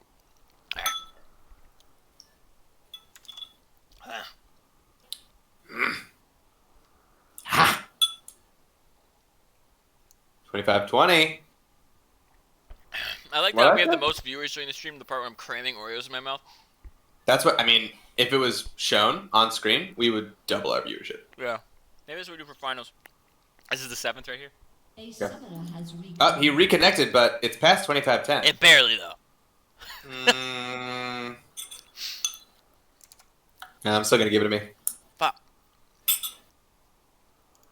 Yeah, I think that's definitely points for me. I can't For believe sure. I lost. Like 600 points at Well, I least. stopped eating the Oreos, too. I really thought I probably could make myself... Oh my god, you were absolutely gonna throw up. Yeah, I wasn't gonna... Well, I maybe not throw up, but I would have been like, ugh, mistake, you know? One time I power funneled a bag of Sun Chips, just immediately threw them all up. In case anyone was wondering. No one was wondering. No. So college was pretty lit. Ugh. I didn't like that at all. LeChance does lick toes, it's true. Great. Everyone hashtag LeChance licks toes. I would love that to be a hashtag that everyone used. Can we get an emote of him licking a toe? Not too much. Half a second, someone in the restroom. Oh, every second we get closer and closer to that 24:10. You said 22:10. 22:10, that's what I meant. And every second we get 1 second closer. You're right. To 22:10. As that is how time works. Time works in mysterious ways. Actually, it is linear. Nope, it's not. Don't believe what he says. It might not be, but it feels like it is. So that's really what matters. He doesn't even know what's the truth. Do I have to say something else so you can respond Yes, in you that same? fucking. Yes, you do. When does this end? Right there. I was out. Hey. It's based on my energy level and excitement towards what you're saying. LeChance licks toads. I'm into that too. That's what's the Jarvan line? Where he says something about greater foes or something. You hear greater toes? No, Spooky used to say something toads. He used to always hear toads. It's really bad. bad story I've just told. No, you could tell a worse one. I don't encourage you to, but you I definitely. bet I could. Yeah, you could tell a worse one.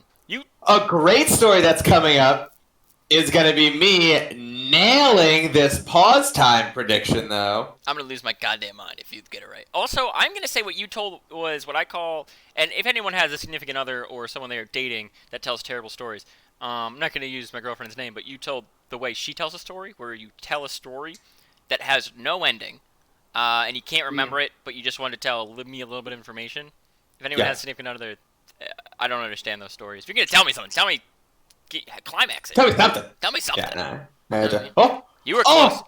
I was off by like 5 seconds. Yeah, get destroyed. But it takes 5 seconds to The unpause. flash cue to yo, that is some patience from Mr. Xeon though. He had 7 minutes to plan that play. He's gonna cue question mark himself right there. Oh, Both teams had a lot of time to plan. What so they were I gonna will do. say, yeah, Blitzcrank flashes down. You didn't see it on screen. He did burn FX Daddy's flash. Yeah. So a flash for a flash, and what you got is some cash. You know what I mean? I'm just trying to start phrases. Flash for flash. Good I reaction. really like the name Chuck Heavy. I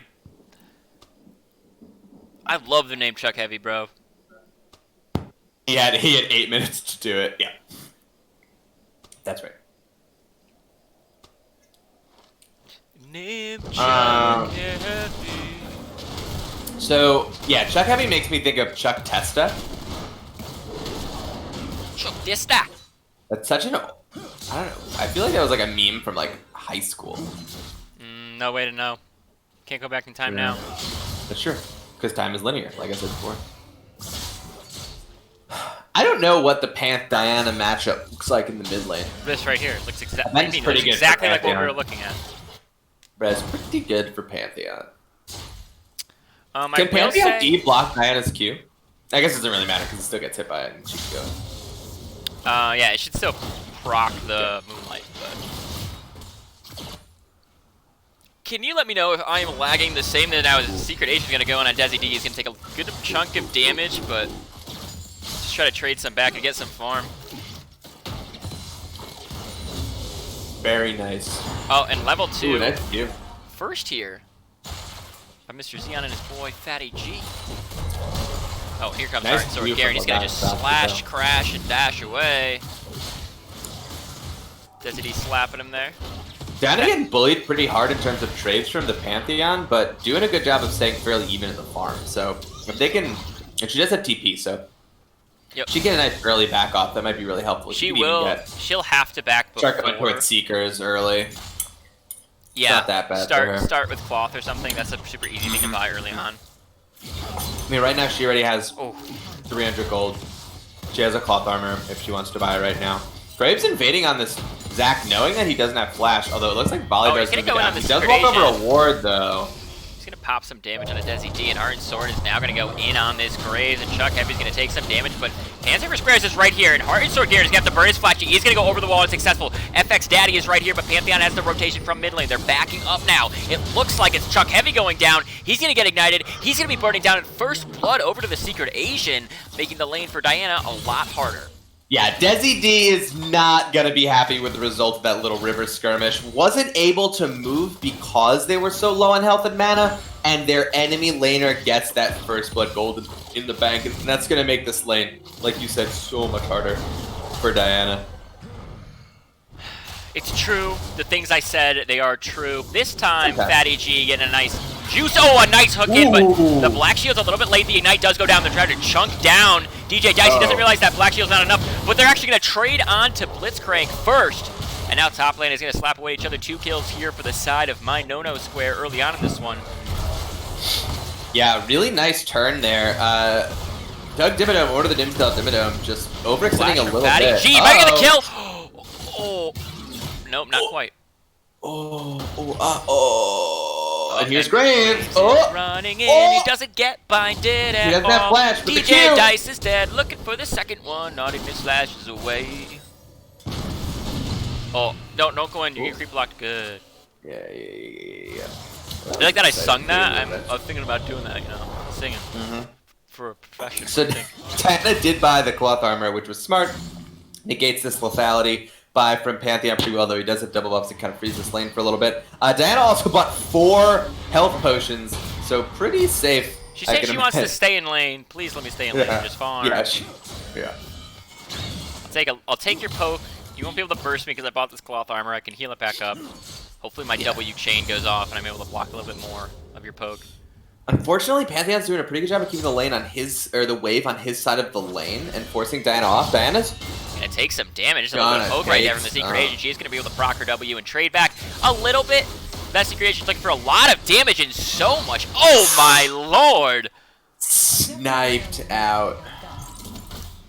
Yeah, Jalen you was might the have 4 sniper. health potions, but only one can tick at a time, and if he kills you during the duration of that health potion, there's nothing you can do. FX Daddy is slapping away at these 2 big boys. He's saying, I'm also a big boy. Let's party. It's a nice feeling to be able to kill those 2 camps at the same time on Zek. Nicely done there. Here, you know what? This game's already infinitely better for the side of Doug Dimmadome. They've got a kill. Yeah, I mean, truly infinitely better. Yeah. Now, last game they did not get shut out. They were able to snag a Herald, so they did. I think they actually got towers. Oh. No, they didn't get any towers. They got any towers? Okay. Well, they did no get kills, a Herald. no towers, but if they got the Herald, all right. No shutout, no shutout. They did, yeah, remember they traded the second Dragon for the Herald? Yes, that's right. They did, you're right. All right. So no perfect game.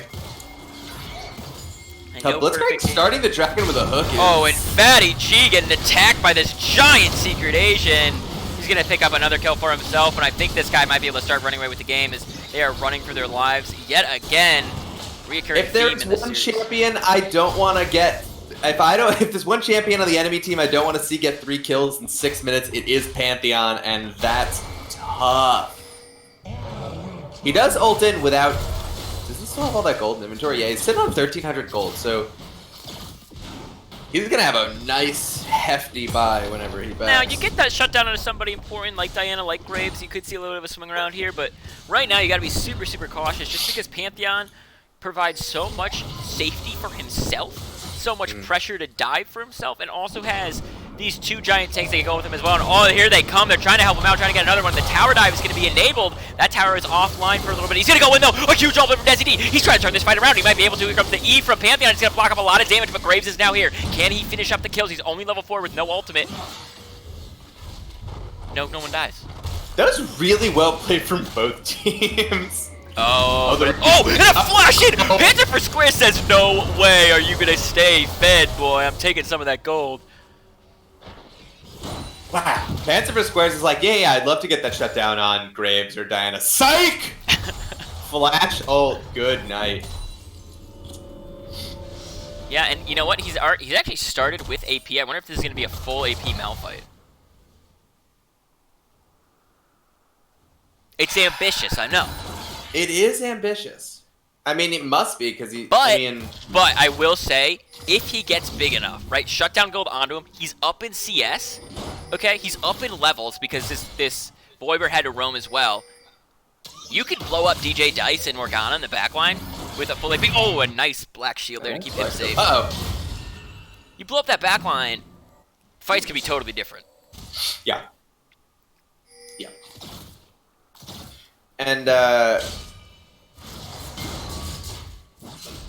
yeah, this is an interesting... So, it is interesting to see Malphite going AP because they have Jinx, Pantheon, Volibear, right? Stacking armor here is almost certainly what Panther for Squares is going to want to do. But he does have that amp tome, which makes me think that he is... Gonna get some item with an amp tome in it. Yeah, I mean, almost for sure. Now, Pantheon is pinging out his ult, which is up in 26 seconds, although Graves in a nice position to gank here. Gonna go all the way in. Bot lane is also getting attacked right now. They're gonna heal and run away as Mr. Xeon's gonna take him a little bit of the ignite. And a nice pulling under tower means Sonic Nick Games will be taking tower shots, but will not go down. The mid lane did go down, though. Pantheon has dropped. Now they're onto the tower plates here in the bot lane. And they might even try to dive further as here comes the channeling Zac. He says no, just like his name. So 1-for-1 there. Both teams now, this game is much more even than last game. Caitlin's starting to walk back up into this lane as Graves is on that side of the map, and she can move up with a little bit more confidence. Really nice trade down bottom from No Square to take back that kill. But also a really great gank from Graves with this Diana to kill the Pantheon again. If they continue to sort of abuse this Pantheon over and over, they might be able to take this lead back. Pantheon is really great at sustaining for himself, right? That empowered E stays up forever, and he doesn't take any damage from towers or from ranged attacks, but... Malphite has his ult, and I can't imagine he doesn't want to just ult this guy. Now he's going to do it. Oh, he missed! The flash away! Oh.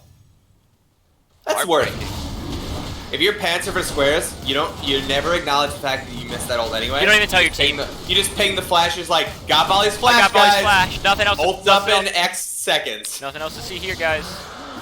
I wouldn't even tell him. I wouldn't even talk about my ult. I wanted him to go, did you miss it? Like, no, just, No. He flashed away once I did it or whatever, So Doug Dimmadome this time picks up the first dragon. It's really good for them, especially the dragon that they did pick up. Like Diana and Malphite really like this. So here's what I'm going to say. Go say it. Cloud Drake was the first Drake, and now Mountain Drake is the second Drake, which means that they're guaranteed to roll Infernal or Ocean Soul. That's pretty nice. That's...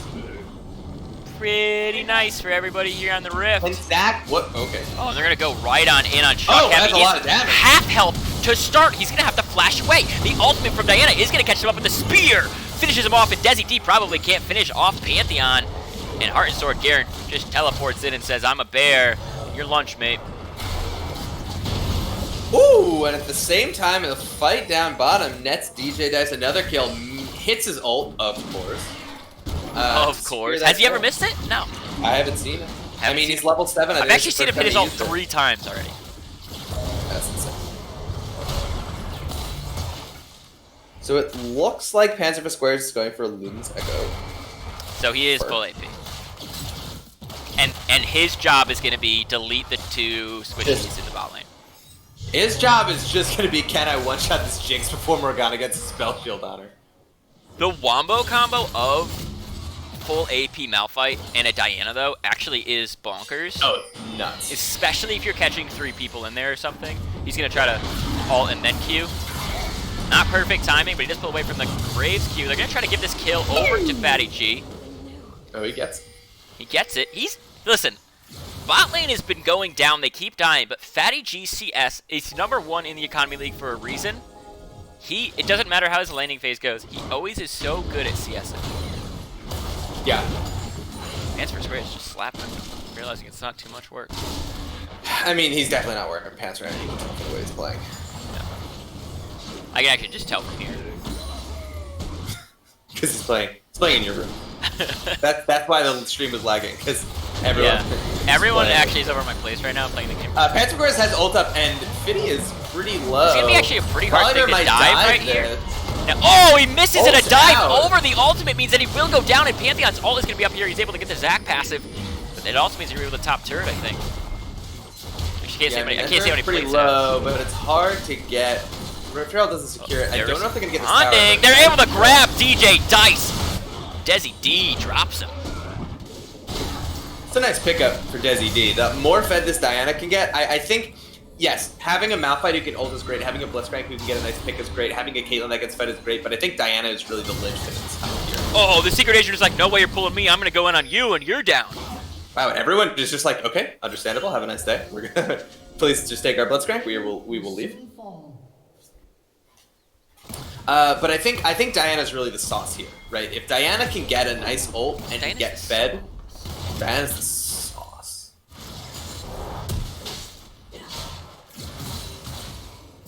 Yeah, I mean, the thing that you just take away from this game in general is that Doug Dimmadome aren't...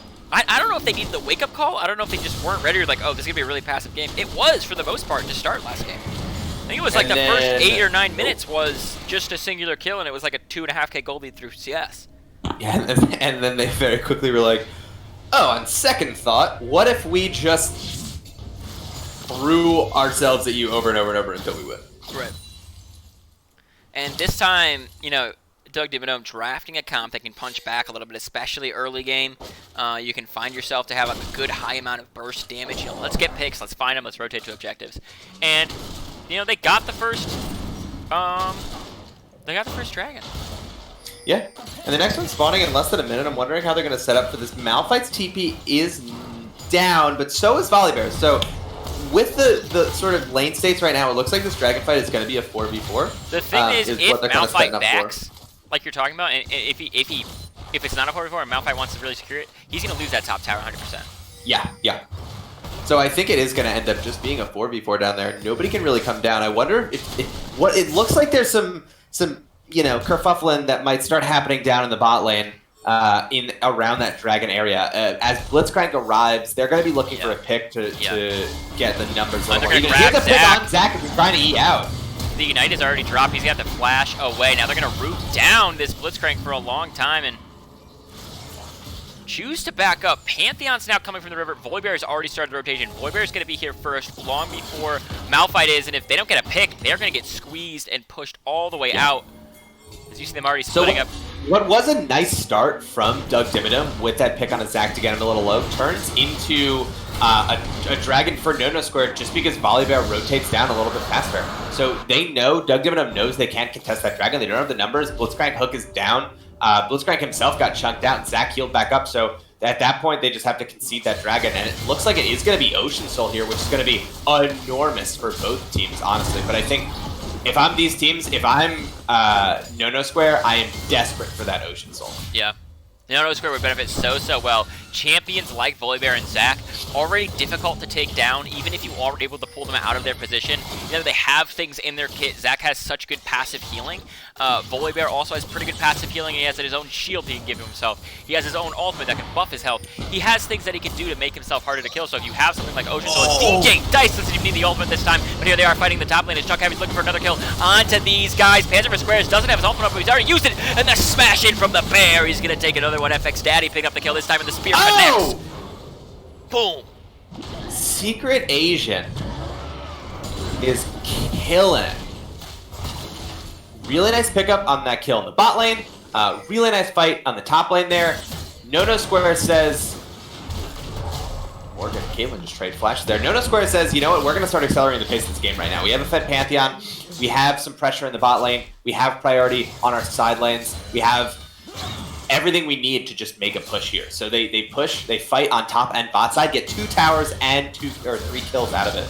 Yeah, and that's going to really extend nice. them to a real gold lead now. What felt kind of like a pseudo gold lead, you know, you're only up like 1.5k. Now you're up a very good chunk after the dragon play and everything that came to follow it. Now you're starting to coast a little bit. You're up about 5k. Panzer for Squares is going to try to chunk out FX Daddy, but He's they're got going to loot. back up. Yeah. I mean, he's got a little bit of burst now. It's not the worst spot to be in, but... Doug Dimmadome needs to rotate him out now. Yeah. Oh, he's walking into something that he is not ready to walk into as FX Daddy doing a lot of damage. He does have the ultimate. He needs to auto-attack the right person, and he's unable to. They pick him up yet again. Mr. Xeon now zoning that Asian. That's a good flash hook, but can they finish off the kill? This E can come out. It does not, and Desi D almost goes down. He's going to pop that just in case there's something coming, and it was the Jinx Rocket. You can't stop DJ Dice. Never misses an ult. Oh, but it does get hooked, and that could be a kill right there. So much damage dropped down, but Morgana's not going to give up. That's a good traded damage right back. I think he's in a rough position, though, because he's going to hit by that trap. And... even Desi D's got to appreciate that rocket and all chat. A great ult from DJ Dice completely turns that around. What looked like a huge swing towards Doug Dimmadome in the mid lane ends up being a much closer trade for No Square off the back of that Jinx rocket and a really nice couple of plays from that Morgana. So right now we see No Square. Oh, another fight breaking out. yeah, and Heart and Sword Garen just going to pick that kill up. It is a pretty solid performance from my No Square team that tied most of their games. They tied 5 out of their 7 matchups. And they said, we're tired of it. We're done with tying. I don't want to go to 3 games, man. I'm sick and tired of sitting around tying games. Oh, this is looking good for Doug Dimmadome. Yeah, they have they're the going to numbers catch here. people out, and Chuck Heavy already touching them. But Panzer Express in the back line, he's dropping Here comes the pretty low. teleport. Another one that misses. He's unable to fully connect, and Volibear is probably going to pick up the back line. The flash doesn't go over the wall, and Chuck Heavy's now trying to just finish off Zac. And Desi D and Mr. Xeon are getting absolutely bodied. I thought that was going to be Doug Dimmadome's time to shine. It looked like they had numbers right there. They had Diana ult up. They had their abilities. They were fighting over a neutral objective. It looks like they were getting people low, and then all of a sudden, Volibear TP's in. DJ Dash starts popping off. Secret Asian starts popping off, and that's going to be a 3 for 0, and the Rift Herald for Nono Square, who in the last few minutes took a game that looked somewhat close, and is starting to run away with it. Yeah, just such a solid performance from DJ Dice's My Nono Square.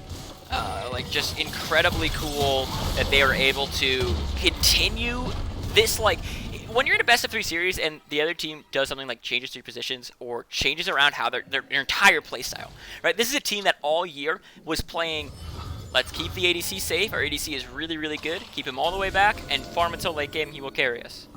Yeah. And now they're going with this crazy, let's crank full AP Malphite, try to dunk the other squad better. And good on My Nono Square to be able to adapt and just play their own game. Yeah. I really love the adaptation of the Pantheon. Oh, and here comes an ultimate. They're going to go all in, and they're going to hook him up right now. And the adaptation of the Pantheon, he's going to have to buy some items in base to really see it. They used 3 ults. They want this dragon. Poor Pantheon. They need this dragon. Okay.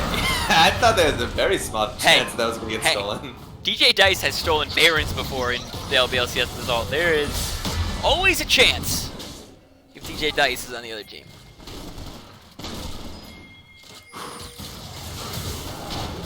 Man. You know what DJ Dice reminds me of? You know, like set play like kickers in like the NFL? That's what he is. Yeah. That's what he is. He's a kicker? He's a kicker. He's just an ult kicker. Oh, they're going to be able to pull him in, but the tower is already gone, so he's not going to get extra damage on it. Chuck Heavy maybe going a little too deep in as Heart and Sword Garen's going to pop him a little bit.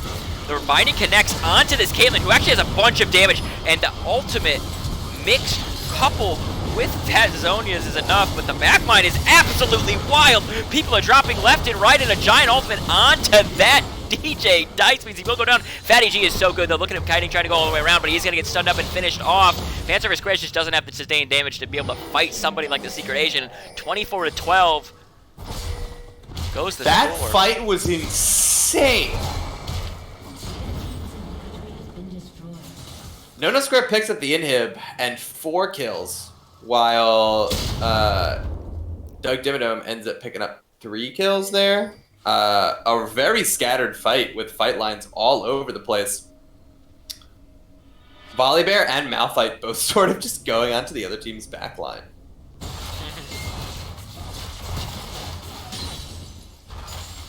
We're gonna be able to get this turret here. I think even though that fight was a 3 for 4, and Doug Dimmadome is probably gonna be happy they can at least sort of, you know, in a team fight come out kind of even.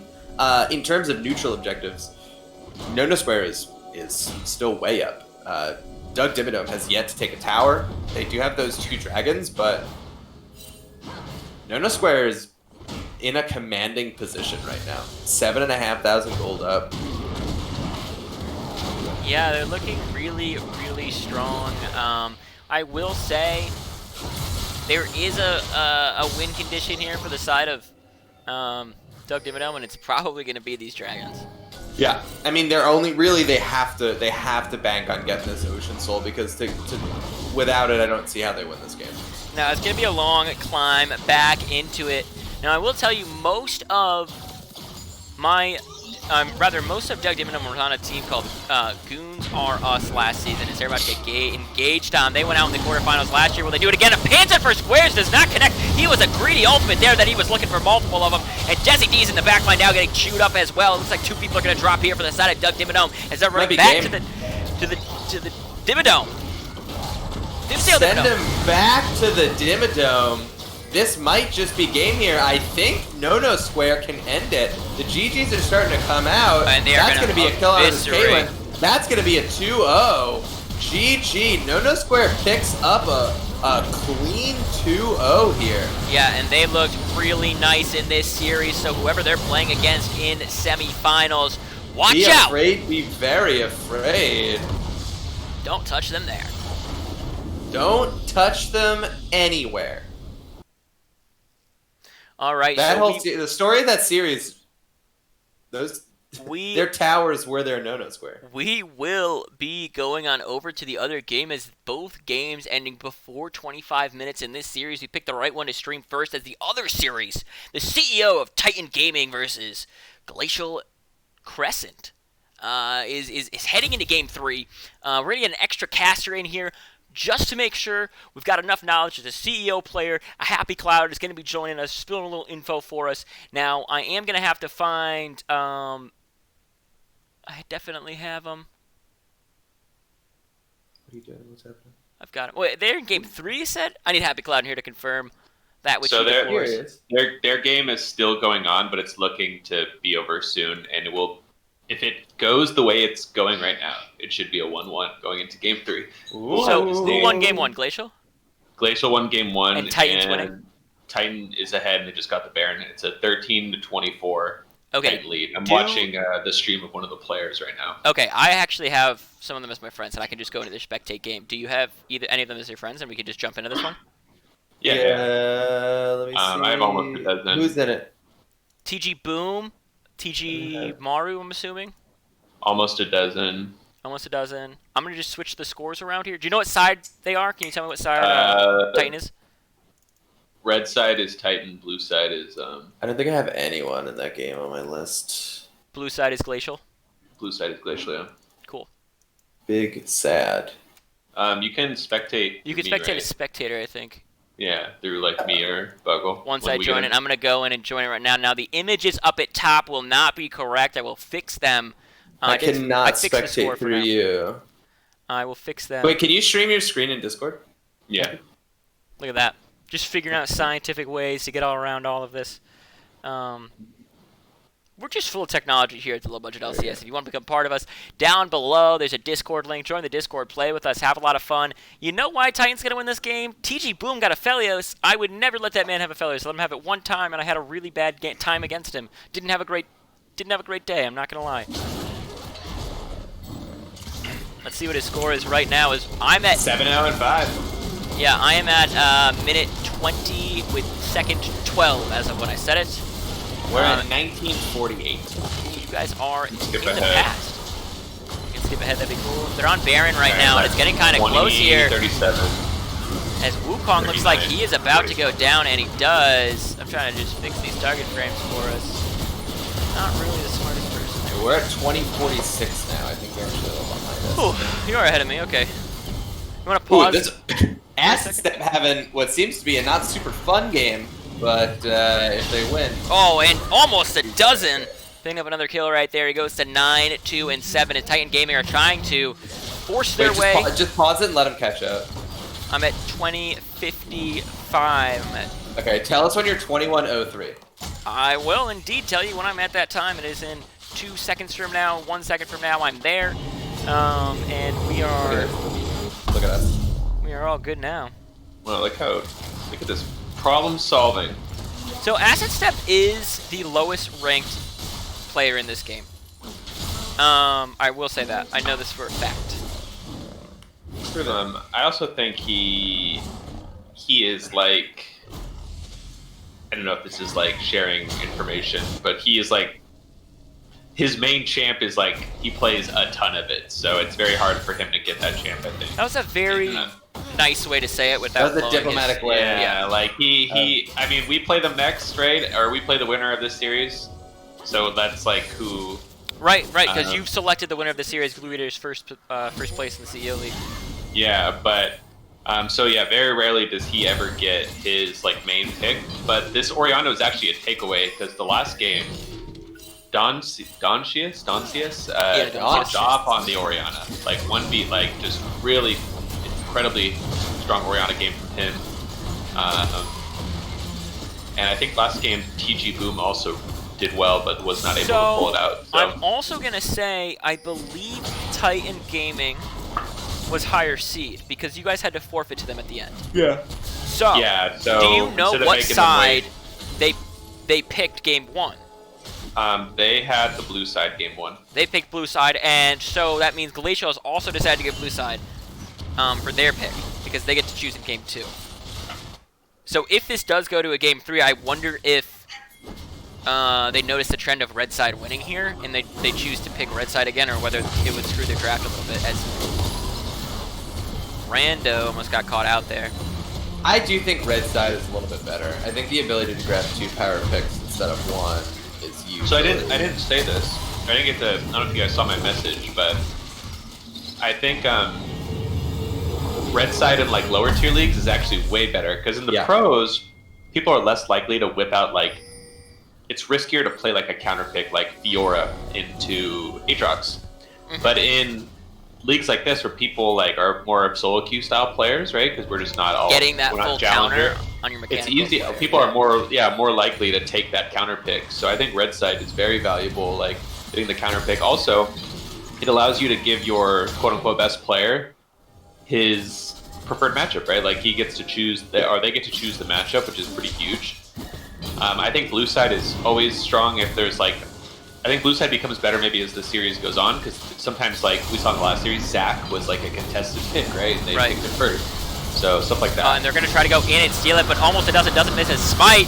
And they are going to force the flash of Sejuani to go away. A nice shockwave here is going to lock up Donchius, and she's going to get hit by the Nautilus ult as well. They are going to stun up the Aphelios and able to retreat here, but the Dragon score goes to 3-1 and way too large in chat. I will also say to you, I did not have time to fix the images up at top, and I'm low budget, so I only have 1 monitor. I will fix it before next game, though, if there is a game 3.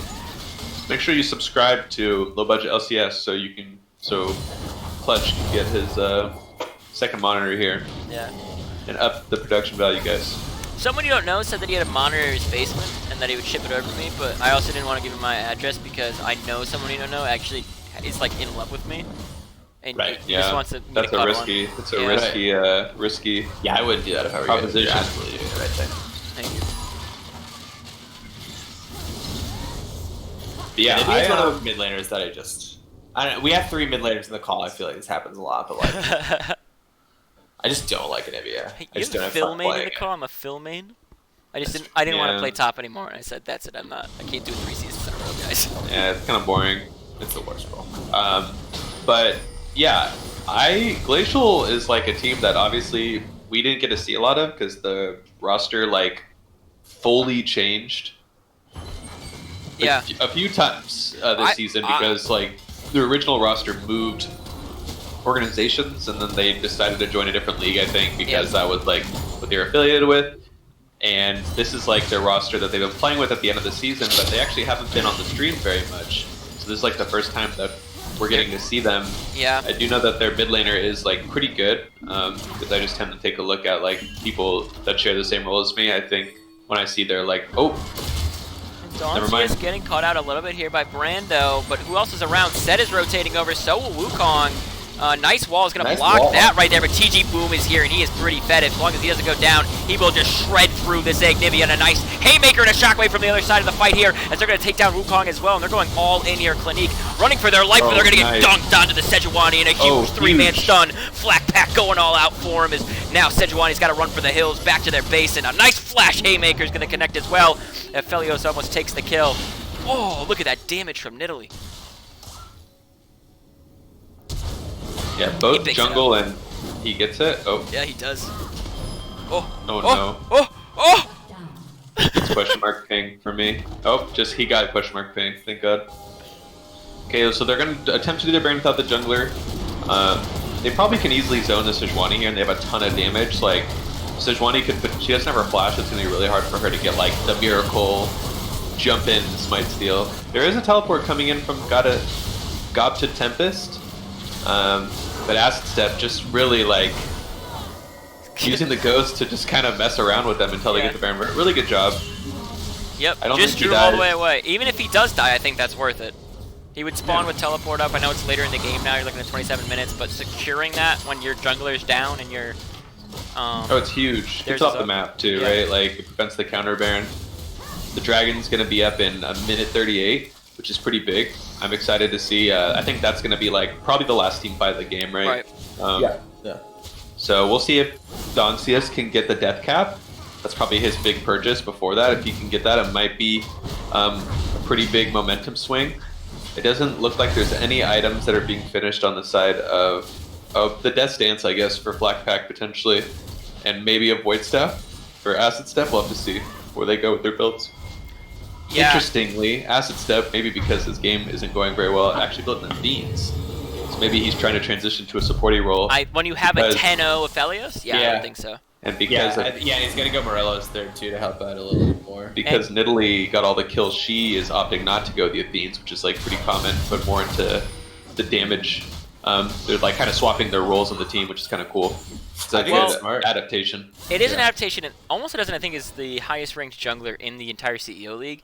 Well, Acid Steph is the lowest ranked, I think, player straight up in the entire CEO League. So it's a little bit of also knowing your place when you're the one behind as well. Like, oh, I'm behind on Orianna, this shielding mobility champion that has like a good team fight CC. I will play my part and know when I need to sit back and just help the team. Yeah.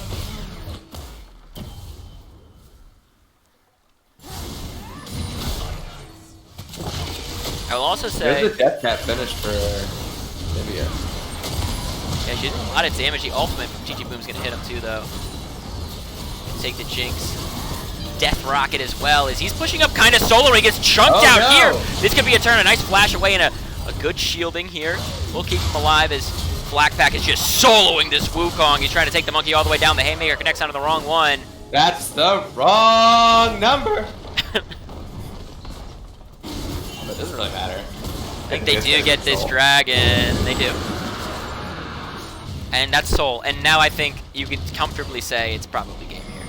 Yeah, very rarely do you ever lose with the Ocean Soul. I think Ocean Soul is like not good against comps that can that have like insane wombo combo, right? Like we're talking kind of like last game, like you could land like the Malphite Diana, Orianna, like instant kill, because Ocean Soul is more like lets you poke but also kind of heal as the fight's going on.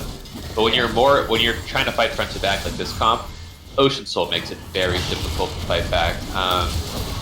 Yeah, they are going to try to go on this Aphelios, but they're unable to. A nice hook is going to lock up this. Wukong, the shockwave hits 3 people. There's Acid Step showing they belong here in the CEO League, and they're going to be able to push down in this bot lane tower here. Another great hook from Brando. They're going to get her Egg Nivea and finish her off. Another kill over this Aphelios, goes to 11-0, and they're pushing here for the inhib. Strong closeout from Titan. Wow, this is kind of like the reverse of. I will say, I think I was kind of watching both games, the No Squares and their last game.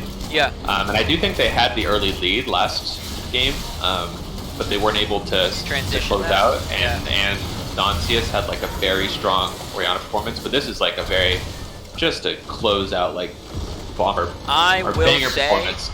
I think you got to take away this guy's Aphelios in Game 3 here. I don't know if he got it Game 1. I know you might have seen drafts. I didn't see them at all. If you watch any of Game 1 that Glacial was able to take. Do you know if he got Aphelios? Because we can look at these damage. Yeah, he did get Aphelios. He didn't get it? He did. He had it both games. Wow, okay. Well, he popped off on this one, doing the most damage in the game. 2 damage more than Nidalee. He did 2 damage more than Nidalee. Almost a dozen. Sucks to suck. Sucks to suck, almost a dozen. Get flamed, kid. Sucks to suck. Oh my goodness. What a game. The series. This is going to be a 3-game series here. Yeah, really a lot closer, I would say, than what we just saw on stream. So it's nice to see like a battle, right? And not just a more one-sided match, which League can tend to be pretty snowbally. Yeah. But it's nice to see like some good back and forth, because although Glacial lost that game, they definitely weren't out. Like it wasn't like they were fighting the whole time. Yep. Yeah, if they didn't have Sums on that Aphelios with that nice Sejuani ult there in the mid lane there, right before that 4th dragon spawned, it could have been a different scenario for the invite, as we're going to get Bigfoot in here as well if he's not already in. I got menu. Spectate. Here we go.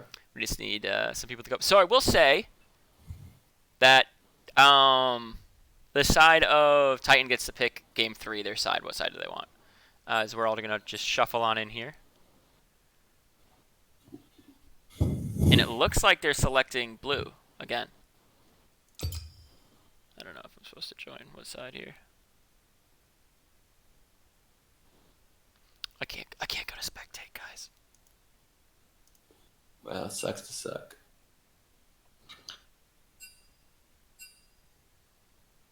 This is what peak performance looks like. This is peak League of Legends. Peak League of Legends right and here. it comes from the LBLCS.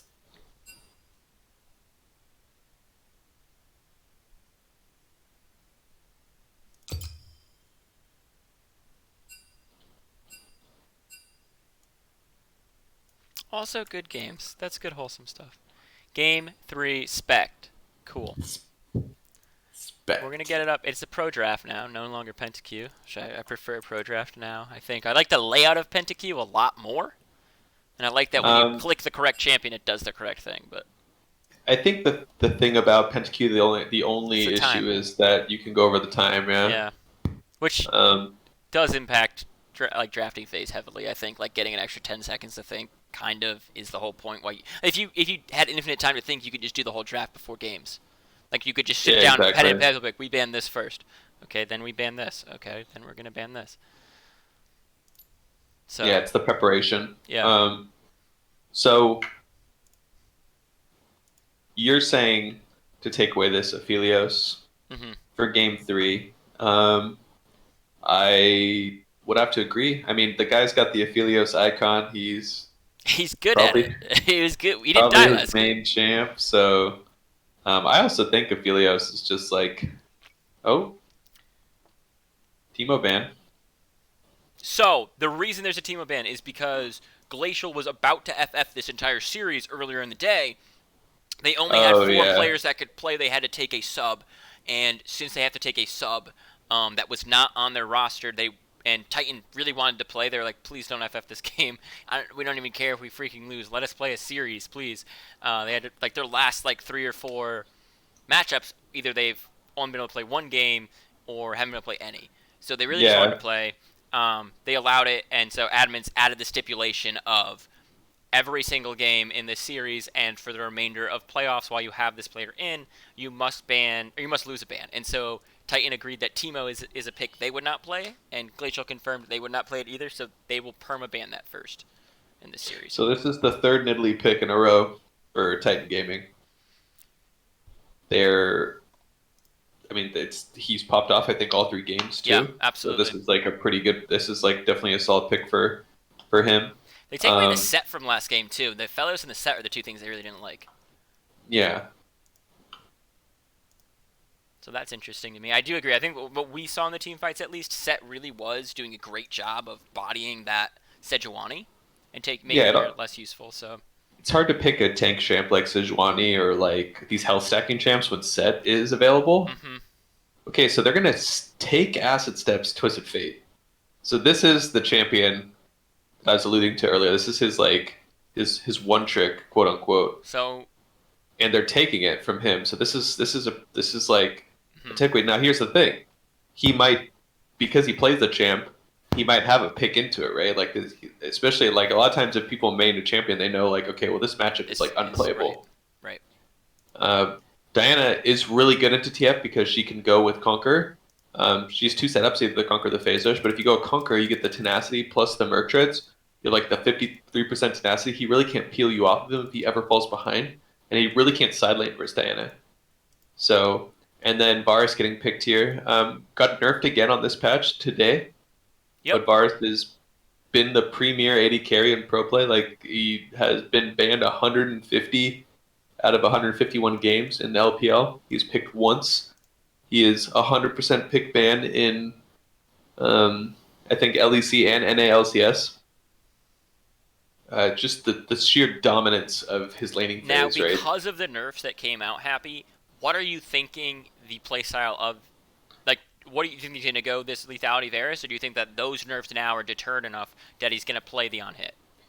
I still think you can go lethality. They nerfed the E this patch by 20 damage at level 1, which is like a sizable nerf. But he still is going to be able to... He still will be really impressive. He gets ahead. He still is going to be, like, very strong. Mm-hmm. And he can flex. I mean, the strength of Varus is the fact that he's a flex pick, right? He can go either this on-hit build. But right now, the way it's looking, unless they itemize 2 tanky champs, I still think he goes for the lethality Varus. And also Varus like his other strength is his utility, right? He's kind of like Ashe, where he has this like initiation ult that you could stick on a champion like Varus, so you don't have to have it in your jungle, right? Right. It gives you more Versatility. flexibility in your Yeah. draft. Yeah. So we'll have to see what they pick. I like the Lulu here. I think Lulu's really strong right now as a takeaway, but I don't know exactly what they're going to plan to pair with the Varus. I think Karma is a really good pair with Varus, but they actually banned it out. The Galio ban to me is kind of silly, unless this guy is a support Galio player, which I'm not entirely sure of, but you have the Diana, so unless they think that's like a weird Diana flex. TG Titan Gaming is playing with a not their normal support player. I do know that. So the champ pool is different than what they would normally play. I don't think they really ever played TG Morrow, who was their old support, on something like a Galio. But this guy seems to be more of an engaged support. He does pick up Zyra this game. But we saw Nautilus last game. I'm not sure what he played game one, but I do know, I did look into him a little bit. He does play those like playmaking. So maybe Galio was a takeaway from the support. As you saw the Nautilus ban right after. They were targeting him. So I do think Zyra is... we play Zyra a lot on the Glue Eaters. And I do think Zyra is a really good pick into Lulu. Another friend. And with Varus, it's like it's kind of like the Caitlyn Zyra, Ashe Zyra lane. It's like very oppressive if they get ahead. Okay. But Darius pick for the last pick, I am personally not a fan of Darius in fives because he is like a very feast or famine solo queue champ. Like if he falls behind, it's very difficult for him to get back in the game. Right. Usually they itemize Ghost too, or not itemize, take the rune Ghost with Flash, which is like super good for Darius, right? It helps him like snowball. But in fives, not taking teleport, I think, is like pretty troll. You give up a lot of pressure, you give a lot of control in the dragon. Okay. Also, I don't know how well Darius does into Volibear. I know Volibear is like considered a lane bully. Also, he did get nerfed. He got nerfed this match as well, right? And I think it was a targeted jungle nerf, yeah. Right. So his top lane is still unchanged. I do think he's kind of overrated as a jungler, personally. But yeah, taking a look at these drafts, fellas, what do you guys think?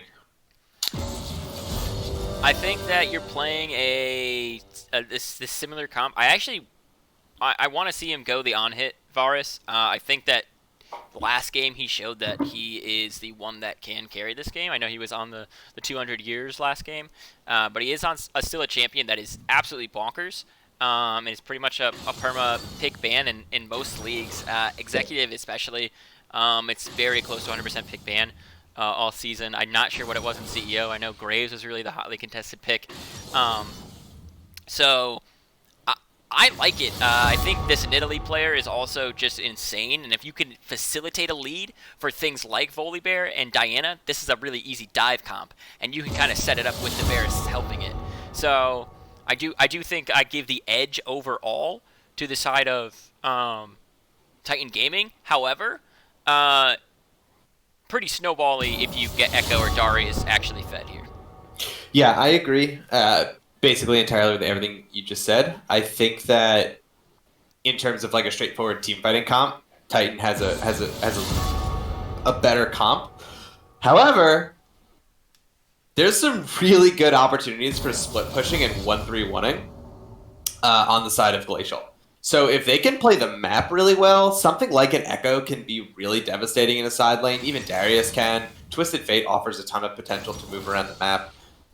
Even Ashe has a global ult if set up right. So there is a chance it's a little harder to pull off, but I can see Glacial playing lanes really well. The one thing I really like about the Titan comp is the ability to get picks from like a safe distance. You kind of have that with the Glacial comp a bit with Twisted Fate Ashe and then Echo to follow up. But the Varus ult with Zyra E, Nidalee, Spear, even Volibear E from range, it's like very easy that they're all so squishy on that team that if like you get a long range pick with any of these abilities, you're like pretty much going to be out of initiation range. Also, I'm not a huge fan of I guess either comp in the way that like both these comps are not playing well from behind. They're like, this is probably going to be a very snowbally game. A a lot of these champs do not fare well when they fall behind, and both these comps want to be going forward. I think Titan comp can kite back a bit. They do have the Zyra, the Varus, but Nidalee, Diana, Volibear, these champs are not like champs that want people to come into them. They want to be like the ones on the forefront of the initiation, right? They want to be jumping in, doing the stuff. They have a decent wombo with Volley and Diana because Volibear ult for some reason does like 12k damage, or 2k damage, but I think that this game is that metaphor of there is a big ball on top of a hill, and which team can push it hardest first. I agree. And that's going to determine who's able to actually snowball this game and take full control over it. We didn't see game one, and we do know that you said Titan got ahead in that game as well, right? But they couldn't close it out. Yeah, so maybe from what I remember, maybe they're banking on the fact that they have the better early game and they believe in their early game shot calling because they probably won it both games in a row. You were saying game 2 also looked heavily in favor of Titan, and they were trying to close it out. So maybe they're saying, okay, we're winning these early games. Let's now push that. Let's make our comp so snowbally that, hey, it's make or break, it's do or die in the first 10 minutes. We're going to win this game or we're not. Yeah, I mean, I agree. I think, like, obviously when you're picking a champ like Nidalee, you're banking on the fact that you'll have a better early game than your opponent, that you can control the pace. And I think that's something that Almost does. It does really well. Probably better than most junglers in the league. I think he's probably the best at that. Like, he's very good at pathing and very good at knowing where to be on the map. So, yeah, it's something I am excited to see. I also am always excited to see Twisted Fate. I think Twisted Fate, one reason, I think one thing that also is like unfortunate for Acid Step and Titan Gaming is Twisted Fate is meta now. So he is really strong. So it's definitely a pick that sometimes people have picks that you're like, okay, well, this guy plays a lot of this champ, but like we'll let it through because we don't really care. But it's like Twisted Fate's like one of the best mids in the game right now. And so seeing Doncius take that away is like very like... So Twisted Fate is... Back when I used to really play a lot of mid lane back in like season 4 and 5, was super susceptible to these assassins bursting you. Things like Zed, things like Fizz, just getting up in your face whenever you threw card in lane and deleting you. I'm sure that's Evdingus that just messaged me on screen. Guys, if you don't know Evdingus, go follow him at twitch.tv/lolfaker. That's his real account. But Diana can't really punish you super hard, I don't think, especially because Twisted Fate's now meta build is you get tanky early, right? You get that early catalyst. And you avoid being bursted. So playing against TF now is like he's like such a cuck champ. Like he doesn't do a lot of damage, but he just, like you said, he gets like Merc Tread's catalyst. Yeah. And he has like the utility of his global ult and his stun, and he has like perma prio because he can just perma shove. And yeah, even if you're an assassin, you can like jump in on him. But if you don't kill him, like he will run you down because his consistent damage is really something, right? Yeah. So I'm excited to see how this goes. I do think Twisted Fate can like swing the favor of these lanes. I don't know the top matchup well, but I do think that the Varus Zyra should have a slight advantage. But TF getting down there off a great ult might be big. And one thing I've noticed is Diana opting for Ignite, so really trying to get advantage in the 1v1. Punish this lane is something that she can do, like around level 4 too, especially when you have the burst damage of something like Nidalee. Like Nidalee in general counters Twisted Fate early if she can hit anything. So they might just also be trying to push that. No spellbook on TF. Going for this electrocute setup, which is kind of what the setup was on TF prior to him becoming meta this season. After he became meta, he was like spellbook only. Spellbook on TF is just so good, right? He's a champ that uses like, not only can he use like most of the keystones well, but he's really good with all the summoners. Like Ghost is super strong on him. Him being able to exhaust in the side lane, Ignite, barrier, heal, all these different summoners is really effective. And opting for the electrocute, although it will bring a lot more damage to his ganks, he loses a lot of that utility, which is kind of what we talked about with the tanky build. Another reason why this tanky build does so well is because you get to constantly have a new summoner up every like 6 minutes, and you get to choose with the spellbook, so you get the up. So although you're banking more on like spiking mid to late with your damage, you're carrying yourself through having access to exhaust, having access to ignite after you teleport back for your first reset. You're just a utility machine in those team fights too, and you can help facilitate these things like this, Ash. I think that the Lulu pickup actually is something we didn't really talk about enough. I think it's a great choice for their support. You have this super dive comp, right? Like you have Nidalee, Diana, Volibear, things that are trying to get onto you under those towers. When you have the Lulu ult and you have the polymorph, you have this ability to negate what the other team wants to do. And so also, he has a Lulu clan tag, I just saw. So he must be a Lulu main. Yeah. He got his Because I was main. going to say, I think it is an interesting comp to have Lulu in. I feel like Lulu works really well when paired with a hyper carry. Yeah, I like Lulu more with exactly like the Aphelios, the Kog'Maw, the main. Even like also Jinx another or something. interesting is Jinx. The other interesting thing is Ashe is opting for a Comet. So she's probably going to go that CDR build with the Triforce maybe. But the issue with that is that's kind of budget Varus. Like Lethality Varus is already also he's taking cleanse. So the chance of him getting caught out is very low, and I do think I favor Varus in the poke war, right? One Varus Q is worth 3 Ashe Ws. So we'll have to see how it goes. Although it is much easier to hit an Ashe W. So if you miss one Varus Q and Ashe hits you with 3 Ws, True. I guess it's worth it. And then going off the summoner spells, so he is opting for the Flash Go setup on Darius. This will either be amazing or bad. So if he gets ahead, it's amazing. Really hard to match him in the side lane. Diana cannot match him. He will get run down. I think that's what these teams are playing for, though, Happy. These teams are playing we do this in the first 10 minutes or we don't. Leave it all out there. Yeah. Yeah. It's game 3. And then again, if he falls behind, same with Diana too. If either Diana or this Darius fall behind, it's very hard for them to match in the side lane. They won't have teleport pressure, right? Yep. So we'll have to see. I like Diana into Twisted Fate matchup, although I do like taking the teleport, unless I'm going for the Phase Rush setup, because I think the Phase Rush setup is more of the Wombo combo burst, stick on someone. But yeah, excited to see how this game goes. I do also...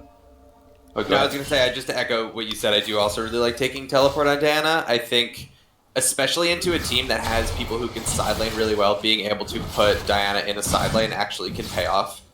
Well, also just putting it you have to be able to match the global of TF, right? Either that or you're just trying to blow up whoever you're against in the mid lane. Yeah, I agree. I mean, if anyone's watched the Glue Eaters play, I usually always run teleport mid. I think just having the side lane pressure allows you to open up the map, and then especially in what I would say is this amateur league or this amateur level play that we're in. It's very hard for people to play against 1-3-1, right? You have to be very disciplined. You have to play well. So being able to have not only the buffer of who goes in for a nice These trade. are those really strong trades that you can try to back out and use that E up to escape because it resets on that Moonlight. She's still getting hit by the card, but also having teleport on your mid helps you play the 1-3-1 better, because a lot of times it can be really difficult juggling all the information, when's drag up, when's the herald up, does this guy have TP, does he have sums, and having access. Oh my god, he takes a... there's the flash in from... Oh, that's going to be a nice shield, but it's not going to be enough. The heal from it is almost enough, and almost enough is going in on Justin 45 over here. They're looking for more kills as well right now.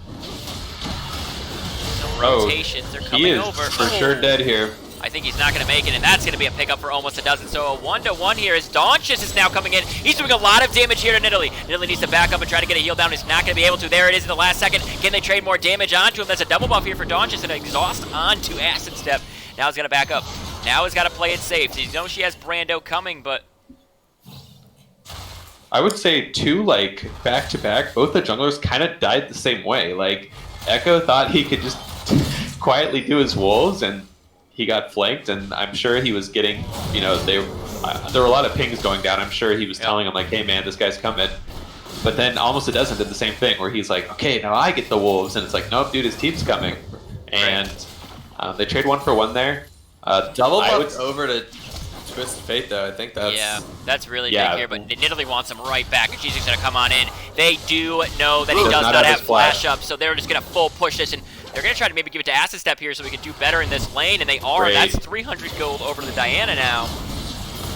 Really good job. So that's a huge thing to anyone watching. Like, if a play like that happens, which it can like we were talking about that, if Twisted Fate kind of got to reset off that wave, it would be really bad for Diana.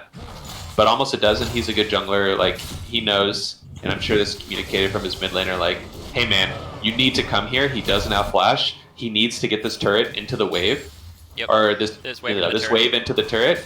And then they're like, okay, we'll capitalize that. He didn't even do a camp. He just ran straight there, kills him. Now he's taking his top side. Really good. One thing I wanted to say before that play is I do think that the 1-for-1 trade, although the junglers look somewhat even, I think that's favorable more to Nidalee. Nidalee clears the jungle way faster than Echo. Echo does not like to fall behind early in the jungle. He is a very snowbally jungle pick. So it's not bad, but we'll have to see. Darius still a little bit behind CS, but he has the kill. He hasn't got a chance to spend his gold. Voidbear also picked up the call. So gonna try to make that lane a little bit less full fight. He's just gonna try to trade CS, keep jamming these waves under tower that he does with his passive so well. We're gonna see if that is. They see Echo right up there right now. He has warded the Tribush, but it will. Oh, TF. A nice stun makes you get a little bit more distance, but he should get the grab and pull him back in here. And he's got to ult to get the distance, and almost a dozen is now right there. He's gonna get out. Yeah. One thing about volley ult is you're actually unstoppable, so you can buffer during CC. Maybe he thought because he had his jungler there, he's like, okay, well, hopefully I don't have to use my ult here.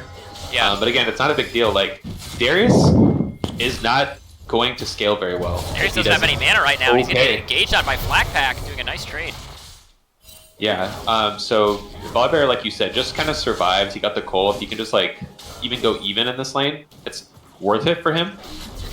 But now Darius is gonna get to spend. He gets Ninja Tabby. I don't know how good Ninja Tabby are against Volibear. I think they're okay, but I know Volibear does a ton of magic damage actually. It's good against people that want to auto attack you, like Nidalee, Varus, and Diana too. Yeah. Looking at Volley's abilities, I mean, he has magic damage on his passive. He has magic damage on his E and his ult, I believe. No, ult's physical damage. Yeah, it's a lot of physical damage. I think Tabbo's not that bad there. Commander Cruz said could have picked a better Varus skin. Yeah, that's a cool honestly, that's the best thing to flame. Is that Conquer? I do like the Conquer Varus. Yeah, I think it's pretty cool. Yeah, he does have the gold chroma, so like little points up there, but yeah, I do think the points up. Out of all the carries, I think Varus actually has like the best amount of good skins. Like he has a ton of good skins. Funnily enough, I think Ashe also has a bunch of sick skins. Oh, she's gonna get caught out right here, but she is able to dodge the Varus. A little bit of the damage. The Flash Force is not gonna be enough because she's gonna use heal. He's gonna use cleanse to try to get a little bit of extra speed, but they're not able to pick up the kill. So that's both summoners burned on the side of TG Boom, and no kill is grabbed. Tragedy for Tech. Xayah though, Xayah has like one good skin. Yeah, Xayah skins suck. MF, Ashe, and Varus are like the holy trinity of good ADC skins. I guess Lucian's are pretty good too. I think Varus has, yeah. I mean, like I think Lucian's kit doesn't provide enough like cool animations. Like maybe the ult, but like the ult cool. Well, also, are Lucian skins that cool, or are they just carried because High Noon is like god tier skin? Well, no, Lucian's just a cool champ. Like you're just shooting lasers. I think That's Project already is cool too. It's hard to make that cooler. Yeah, I think Project's pretty cool. I agree. I do think, I mean, Varus, like, his Heartseeker skin is great. He's Cupid. He's got the Dark Star, which is awesome. He's got the Arctic Ops one, which is really amazing. I think Infernal looks really cool, too. This is a lot of cool skins, actually. He does have a lot of cool skins. So Diana just, like, kind of zoning TF here from the wave. TF's still ahead by 6 CS, but I think this is, like, kind of showing the strength of this matchup. Like, he can't really step up. He does have his flash. I don't think he needs to be that scared. It looks like she doesn't have knowledge of where things are. She doesn't have wards right now, so she can't step up. She can continue to step up. I think he had Echo and Lulu sitting around. I think he had an idea. He's like, wait, this guy's been hiding from me, and all of a sudden he's approaching me. Right. But yeah, so good for him to back up. But yeah, this is pretty even in the early game. It is game 3, so both teams. Oh, he's gonna go with the open and the ignite, and the stun from Dauntless, and the flash is gonna follow. He's gonna go all the way back in though. He's gonna pick up the kill. Nice. Well played. Some real confidence there. I like that flash. So it was really well played. This is another champ that I think, if I remember correctly, Acid Step actually got a pentakill on this earlier this season. Here goes the Ghost. Yep. Oh, but Tempest looking for the kill right here. We'll have true damage on this ultimate. It's a lot of it. It's enough to pick up the kill. So the score goes to 3-3. Solo lanes, respectively, getting their own solo kills. It's almost a dozen is lurking in the bushes, and the ultimate connects, and so will the spear, and so will the rest of the damage because they know there's no heal on the side of Ash as she's running away. And Clinique now trying to get fully out. This W will be maybe enough with a Q. Yes, the double kill for Zyra. I wonder if TF ult. TF definitely didn't have range for that ult, but I wonder if he. Oh, he ulted to go. He ulted to go mid lane, back around the other side of her. Here comes Justin 45, but Acid Step is pretty safe to escape. A nice little stun and a flash from Echo will secure that kill, and the shutdown goes over to Echo. And here comes a lot of damage onto Donch's Flak Pack. I think Flak Pad in real life is just a giant Chad. I know Happy is the biggest Chad in CEO, but this dude played set last game, looked crazy. He's just trying to 1v3 right now as Brando's coming in, and a huge ultimate gets dropped. They're going to pick up Lulu in this 2v3. Uh-oh, but it looks like Darius is going to be able to trade. They're just trying to get the damage out of Justin, and oh no. Oh, they will boy. not win it in the end. A 2-for-1 there. So remember earlier in the game where Happy Cloud was like, you know, if Darius gets ahead, this Ghost is going to make it really hard to kill him, but if he doesn't, they're fine. He seems to be pretty far ahead now. Yeah, X-Ranger, if you're offering skin gifts, I would also like a skin gift. Spirit Blossom Yone, please, when it comes out. Thank you. Justin 45 fighting the Krugs right now. He's going to get, Intense. there's the shield. I think he's going to live. So yeah, I agree with you, Bigfoot. Who when he's this far ahead? Oh, and they're going to go in, but so Lulu's right scary. there and ready for it. She might even throw the polymorph down if she does. They're trying to do more damage onto her, but she's going to be a backup. So I was a little skeptical of the Lulu pick, and I still don't love it, especially in lane. But when you have a fed Darius, the Lulu immediately becomes that much better. If she just ults this Darius in team fights, I don't know how you kill him. Speaking of ultimates, they're going to drop it right there. Both of them onto TF. It looks like Diana's going to take a lot of damage, but not too much. Almost a dozen, just going to heal her up. So yeah, that's the. Got to see a little preview of the Diana Bruiser stats. Fun fact, it might be less now because she did get a little bit of nerfs, but when Diana first got reworked, she has higher base stats than at level 18 than Darius. She's a Juggernaut. So she had more health, more armor, and more, I think, more MR per level than Darius. And another fun fact, Silas at level 18 has some of the highest base stats in the game. He's the most health, actually. I thought Jax had the most health. Is that just level 1? Might be level 1. I actually think Tryndamere has the most health at level 1. Okay. I think Tryndamere has like... Yeah, Jax is up there too, level 1, I'm pretty sure. I was reversing level 1 and 18. Used to be Galio at level 18, but when they reworked Silas to be like a bruiser, they just gave him really silly base stats. And speaking of being a bruiser, both of them are heading back up to the top lane as Dragon was secured here for Titan Gaming. They pick up their second of the game, and it is going to be a Mountain Soul, which will help both teams tremendously if they're able to pick a couple of them.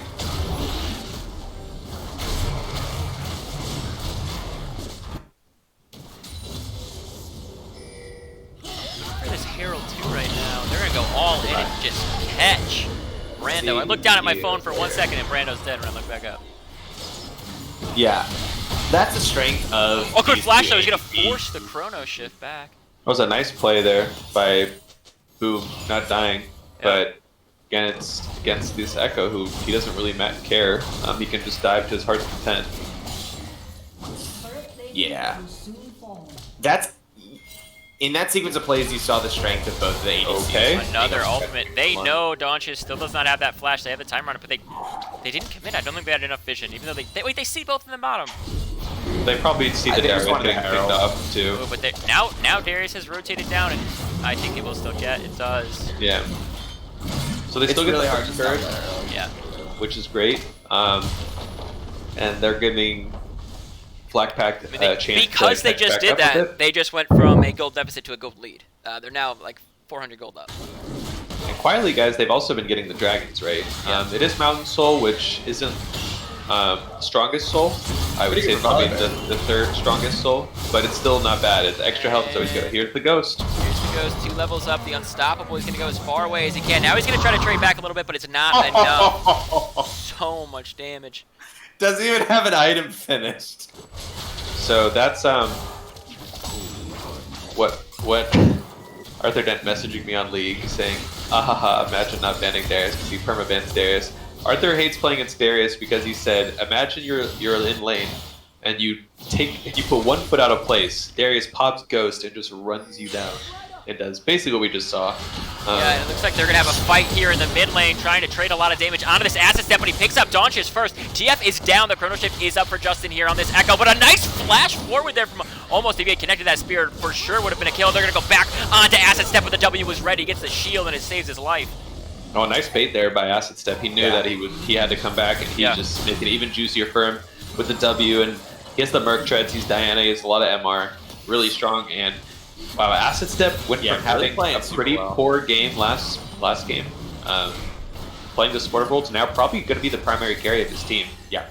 I also think that taking that mid tower early for Titan Gaming feels so good for Diana, especially into something like Twisted Fate, where she can just keep the lane sort of frozen in the middle there and has so much room to chase you down, and TF has to play back and respect it. Exactly. It's also really big in the fact that TF didn't get the first tower. He can't straight up roam, right? Yeah, and TF isn't free, basically. Like, he has to sit so far back. He's coming in now. The ultimate is going to land, and it looks like there's 3 people in the bot lane. Top lane probably going to go back over to Darius taking the kill as Flakpack's running for his life, and bot lane decided not to really engage. That's a nice E slow, and the Q doesn't connect, so Boybear does get out. Actually, TF used his and a flash forward! They're going, oh wow, that's a nice ultimate and a nice flash away from them, but almost a dozen goes all the way in. He picks up 1 kill, and Gold the Tempest now getting 2v1 here as a shutdown for Boybear, and Clinique should fall as well. Great juggling of aggro from the side of Titan Gaming. That was a very clean dive. Really good work from them. Titan Gaming just pulled a couple of nice plays.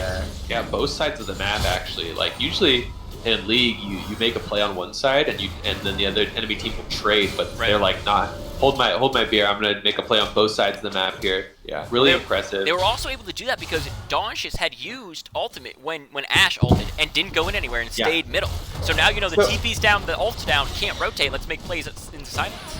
Donchis has done this twice so far in this game, and I liked it the first time, but I liked it less that time, where a fight breaks out and he knows he can't get there with ult, but he ults, I would imagine, to try to stall the fight out and make the other team kind of pause. Because when TF ults, you know he's ulting, but you don't know where he is. So there were a couple of times where he ulted preemptively, knowing he was too far away to get there, to try to prevent a dive. Now, it prevented the dive the first time, but that time it didn't matter because he couldn't follow up, and Titan Gaming ended up making a play on both sides of the map without him. Almost a dozen with the most Chad second purchase I've seen on Italy. No Lich Bane, no Zonias, straight into the death cap. Insane. Back branch Qs are gonna eat them alive. Yeah, really strong. He's 4 levels up on Italy. If he hits a max range Q, I'm not sure she lives. Yeah, Diana is going for the Zhonya second, which is like, this is the more classic Conqueror Diana setup, right? Bruiser build. Darius already has his Triforce and is working on a Visage now. Really strong from him. He can't really be matched in the side lane. Like, although Diana's strong. Oh, and the ultimate connects. I don't think there's anything. He's going to cleanse right out of it because almost a dozen is looking for the snipe, is unable to pick it up, but even this is WEQ is so much damage. Almost a dozen has a nice heal onto himself as well, as Echo is now in trouble. Chrono shifts away and is running back to his towers. They're going to go all in on Donchis and stun him up, try to lock him down. Flakpack still playing those Chad, but here comes this super fast Go of the Tempest on this giant Darius. He's going to be big enough to fight these 2 people because Acid Step is fed. He was used to this Darius that wasn't too big. That's a good heal there, but he's not going to live through it. 2 for 0, 3 for 0 rather, across the map for Titan. Yeah, I think Acid Step is showing you, it's like, you're going to take my champ, I'm going to show you like why this matchup is terrible. And he has so much tenacity now with what I imagine having the Legend Alacrity, that he can just basically walk through the stun, right? It's like, so TF can't match him in the side lane, and although Darius is probably stronger against both the side lane champs and the 1v1, they just are so quick around the map, they can just get on them. TF really needs to get on the side lane here. I think TF just running it down mid is not an effective strat. But here comes TF with a teleport. I think they're going to be able to catch out Acid Step right here. She's going to try to go in and trade anything. The ultimate from Lulu is going to keep Justin safe, but I don't think she's going to pick up anything, and the shutdown goes over to this Echo. That was a good TP, but again, I don't think it's a big deal for the side of Titan Gaming. They give over a shutdown. Herald. Yeah, they give over the shutdown. I don't know if they get to save 25 seconds. Gonna be close. How many people do they have here? They have 4. They got a lot of people here. Five, They have five. 5 people right here to smash this thing down. Like, they might be able to get it. There is 20 seconds left on it. They have started it, and they pulled their way from the center spot. I think Yeah, they will they're get gonna it. get it. No Pick one's it up, pick it up, pick pick it up. Lulu's picking it. Lulu's like, guys, the one thing we had to do was get this. Okay. No, they All's put it well up. that ends well. They Yeah. got the Herald. Whew. Clinique just sitting there like, tisk, tisk, tisk, tisk, tisk. Come on, boys. Oh, here he Oh, here's goes. the bear. Remember, if he gets stunned out of his He Q, it gets just to comes use right it off again. back of cooldown. Yep. Yeah. Really balanced mechanic. Right there. Imagine Nice Garen got that. counter play. What the hell are you gonna do? Someone said, "Why?" Imagine why they pick Lulu. Well, one, this guy's a Lulu main, and two, he has a Lulu club tag. But and two, I do think Lulu is actually really good to Diana. Polymorphing her when she comes in, and then also using the ult and exhaust like kind of negates Diana. But with the team this far behind, I don't know how effective it's going to be. Also, speeding up Darius might be really nice. Yeah, I Darius think is, making like, it sort of really like out of position unkillable here. Darius is helpful, but if he's gonna stand where he's standing right now, it's not really gonna matter. Is she gonna be able to ult him? She She's gonna does. live a little bit longer, but it's not Can't gonna get the matter. heal off, and it looks like Titan Gaming Oh, trying to do a lot, but a huge huge stun. stun from Justin means that they don't lose anybody else there. Yeah, it just buys time. They're still gonna lose this tower. I really think Titan Gaming is pushing their lead really hard here. They have those 3 Right. dragons. They're up 6,500 gold, almost 7,000. Sorry, they're up 6,000 gold. It looks like they're gonna go for this Baron right now. It is warded. Yeah. They should know that they're on it, and they should start rotating on over. They see that they are warded out, and they're going to TF's continue ult- to push it. TF has ult, but it's not going to be in range, and his TP is down from that kill. Titan Gaming knows that. They're just going can't to get this there. steal. So here's another ult to try to pull him off, but they say, no, we saw you bottom. We're not going to fall for it this Yeah. time. Echo is We're down going to two stick Now, levels, he actually. can possibly do this. It's got to be really, really clean, though. He's going to try to go over right now with a couple of people.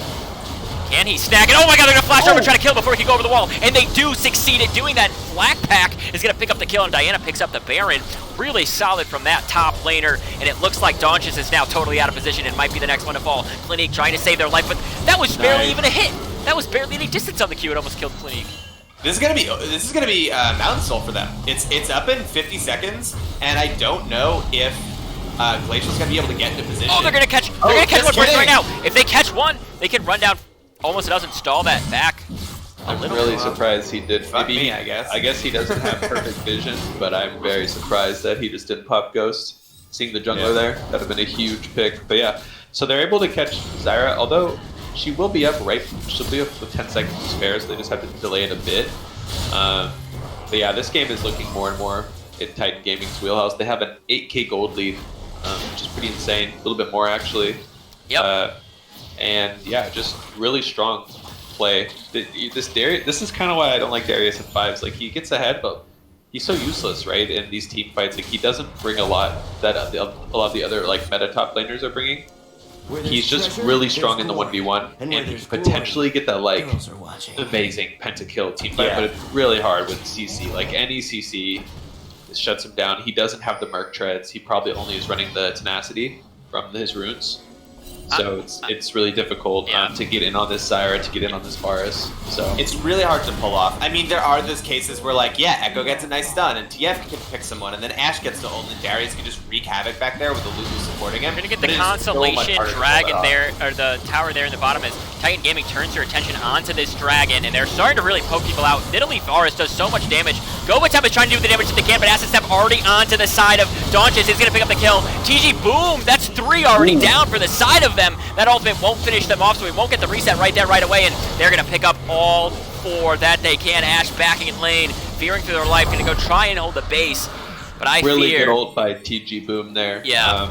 Stuffing the Echo engage, catching Echo out, and doing that. Can't ult away. And yeah, they just slaughtered them. Yeah. Like, it wasn't even close. Acid Step doing a nice little acid sidestep around the Darius too, and says, you know what, you can't kill me fast enough. I'm pretty tanky. I have a Zonia's. I'm just gonna pick off this TF. Yep. And TF was completely out of that fight the entire time. Yeah, really well played by Titan Gaming here. Just really, like, I feel like they've adjusted well over the course of this series, and I've been playing really really solid. And they got the inhib. Their Baron's about to run out, but they do have the soul. I would say our analysis of the two comps at the beginning was like, whatever one gets ahead, they're both kind of similar. And so I think Titan Gaming is like really sitting pretty. Obviously, the game's not over. You have pick potential with TF, pick potential with Ash, but it's gonna be Titan Gaming's difficult. comp is easier to execute. It's much more straightforward. They have the Mountain Soul. They have the gold lead. They have the inhib down. I think it is 100% their game. I think it's their game to lose. I agree. I think there are ways for the side of Glacial to come back into this one, but I don't see it happening, especially with what we saw from how Titan Gaming closed out Game 2 of this series. We saw that once they had the lead, once they got that soul, it was game over. They kind of were just grouped, and they found their kills, and they killed it. And Daunch is now trying to lead, but he gets caught by the ult, but he's not going to be able to get away. And the E is back up for Acid Step, so he's just going to finish off that kill. Now you're down a member. Not much you can do. And Well, now Diana on just top. gets to sit in the side lane too, which is terrifying. They're gonna have to send Darius to match her. Really awesome. Also, shout out, we have 51 concurrent viewers right now, which is Cool. a lot. We said that, now it's down to 47, so way to go. Well, Way to blow it. God damn it, Debbie. pretty good. Blackback now ahead in Good thing. levels. Has the extra buffs from the Dragon, just looking to fight Darius here. He's saying, hey, how you doing, bud? Happy Cloudcasting up 20 viewers, just saying. Correlation? Well, he hit 60 last night with LeChance, so why don't you two cast a game? That's true. It's true. I will say, I was there. Excuse you. yeah. Well, I think me and LeChance are casting this weekend, right? You are, yeah, you are. Another And me friend. and me and Bugler cast this weekend. True. Ooh, nice. It's a cast off. Okay. We have a nice... Wow, Zara almost killing Echo by herself over the wall. I don't think we've talked about Zyra a single time this game, and she's just quietly like hitting a ton of roots and some really nice ults. Yeah, Yeah, Brando has hit a ton of... He's hit like 2 or 3 flash roots. looking really And- solid.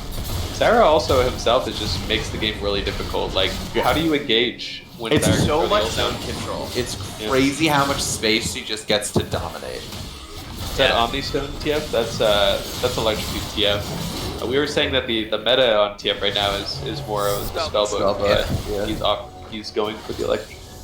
I really like Spellbook on TF. I mean, what secondary routes did he go here? He went D-Mats, yeah. Yeah. I mean, Spellbook still gets you all those. Looking for a stun. He's just going to get poked out more and more as Titan Gaming are looking to close out this series. They really want to take this last inhibitor and just choke Glacial Crescent all the way down. Just a long poke war, but the team that has the reoccurring shield probably is going to win it. It's just very difficult. They get to keep pressure. Soon their lanes are going to be coming in here where They're going to have to start set allocating people to go resources. deal. That is a huge amount of damage and so much burst. The flash and the Lulu ult might keep him safe, but Acid Step says no way. He goes all the way in, and here comes Blackback diving onto them, canceling out that tower as Acid Step takes a lot more damage. Is still alive, though. Hasn't gone down. The throw Oh shift's my going to God, finish he's him off. healing. The Ignite makes it goes TG, boom. Still hasn't died. He's still in these fights going crazy. He's going to take more. They're looking to finish off this game right now as Brando connects another crazy flash route. And Blackback's going to try to finish off Lulu. There is no mana. There is no way to polymorph, and the bear gobbles up another one in Titan Gaming. Happy. Here's your semifinals matchup. There you go. They're going to take this one. Yeah, really well played by Titan Gaming. I think all 3 games we got like pretty good back and forth. But yeah, Dancia saying good luck in semis and all chat, really good sportsmanship. But yeah, really well played. They showed their stuff. They had to kind of change their comp up with putting Acid Step on more of the focus of the carry role this game. TG Boom got booted off the Aphelios and got put onto this Varus. 3-0 and 10, doing really well, but like just a solid performance. He didn't die in games 2 and 3. Nope. He didn't die a single time. Bondi, he's coming for you. Acid Step with the most damage. Damn, Acid Step popped the hell off. Volley is not a balanced champ. Way too large. I would go out of my way to say I think Volibear is not actually that good. I think he's kind of overrated. I think Ahead if you he's know good, but- what he does, it's a lot easier to deal with it if you've played it a couple times and you understand exactly how easy it is to trade. I think if he's ahead, he's good because he can turn off the turrets and stuff. Like that's awesome, and he is good at 1v1. But if he is like so useless if he falls behind, like he's like one of the worst champs. He just instantly dies. He offers nothing. So, but yeah, really cool. I think it was a really good showing. Almost a dozen popped off every single game. Even game one, which you didn't get to really see, but every single game he popped off on this Nidalee. That might be something that other teams, leaders, could look at going into the semis here. But yeah, really good. And shout out to Tempest trying his best to pop off on this. This Darius. Yeah. So overall, Great really series. solid. I'm glad that the series tonight did go to 3 games. It's really fun to see that. Thanks so much, the Freezer earlier, for donating $3, telling us Flak Pack is a bigger Chad than the Gar. You know what? You heard it here, kids. It's true. I'm okay with calling a couple people if they want to do interviews from either series that are still in chat. I understand that we couldn't do it for the Economy League games because we had to just jump right into the CEO ones. If anybody's sitting around, Bigfoot's going to handle getting you guys on in here and talking about some stuff. I'm sure Happy and myself have a series of questions we could ask any members of either game, really. And Evding, if you could stop inviting me to ARAMs, that'd be great. Thank you, Ev. Pulling in almost a dozen for your first interview. Ooh, almost a dozen. Hello. Howdy. Alrighty, so congrats, first of all. Thank you.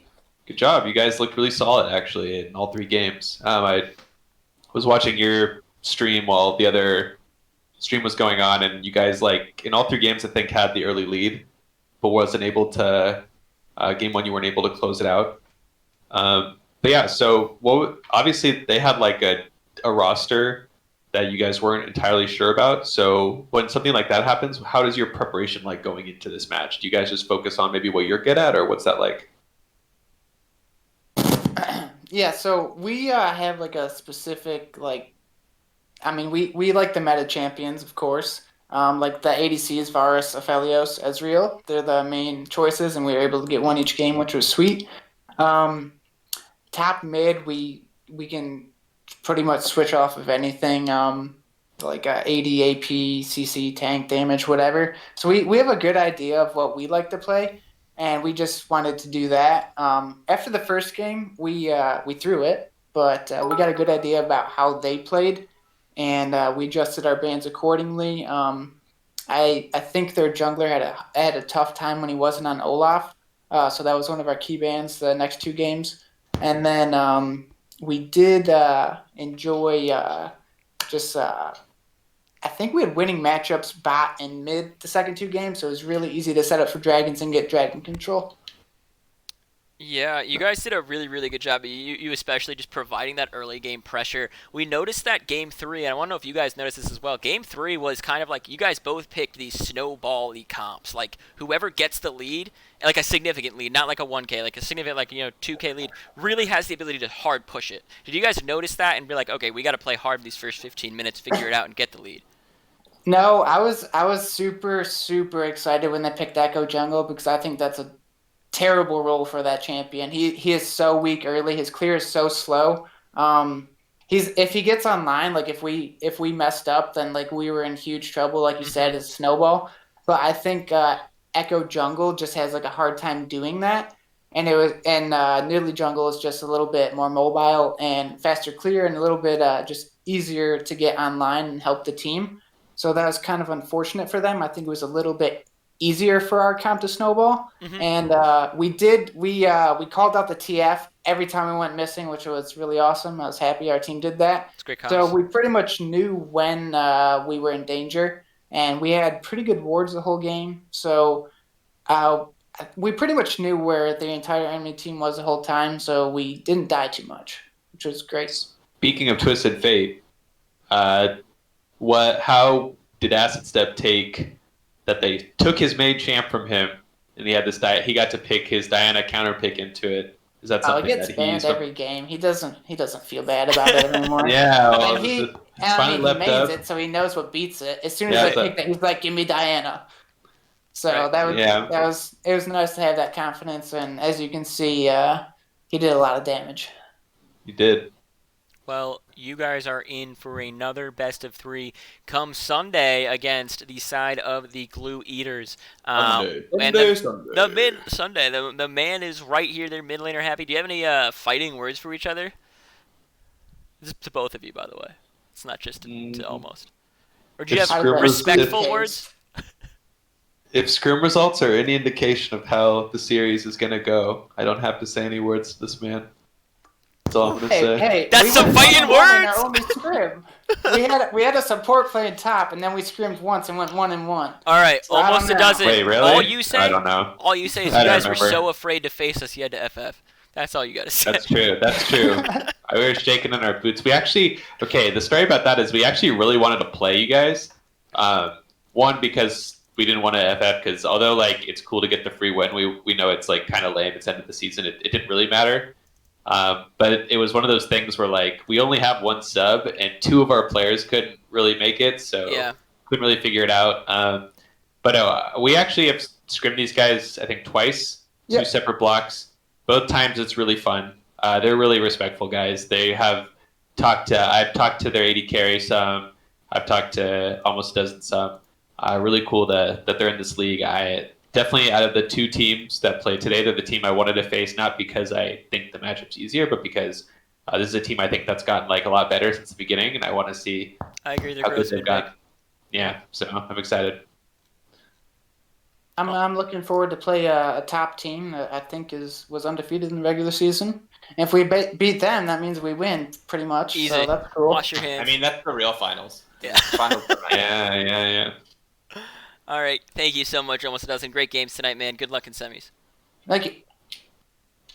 Bigfoot, I don't know if you lined up any other interview. If you didn't, I it's think late. that's that. All right, guys. Thank you so much for tuning into the LBLCS. We've got our YouTube down at the bottom if you want to check that out. We are going to be putting all of these streams onto the YouTube channel within just a few days. We've got another stream tomorrow night. THC playing against the Bonobo Boys, another Economy League clash. I believe at 8 p.m. tomorrow, so make sure you tune in for that. Thanks so much to everyone who followed. Ev Dingus cheering like the occasional 1-bit, showing you how rich he really is. DJ Dice, thank you for the follow. Guys, we appreciate all the support you give us. We hope to cast more and more games, especially in Season 4. And all the news about Season 4 is coming up right after the finals on the 18th and 19th.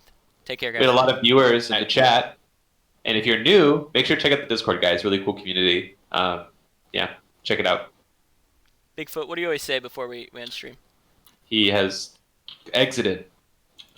What a So he is. Okay, what do you always say before we end stream? Say something really cool. Wait, you said what I always say. I say I always have a heartfelt message, and then it's just to make sure to subscribe to us on YouTube. Can we get someone else in here to Follow say our- the closing words? I have some parting words for you guys. Guys, There it is. I know times are tough with the quarantine, the political climate, all the stuff going down, and I think the one beauty of video games and leagues like this is it's kind of our escape. You don't have to worry about that stuff. You just got to worry about playing. And although I know solo queue can be rough and sometimes you don't get the rank you want to do, just remember, it's all for good fun. Make sure to check back in with us tomorrow. Thanks for the boys to let me get in on this cast, and I'll be casting this weekend with a chance. Take it easy. Good night.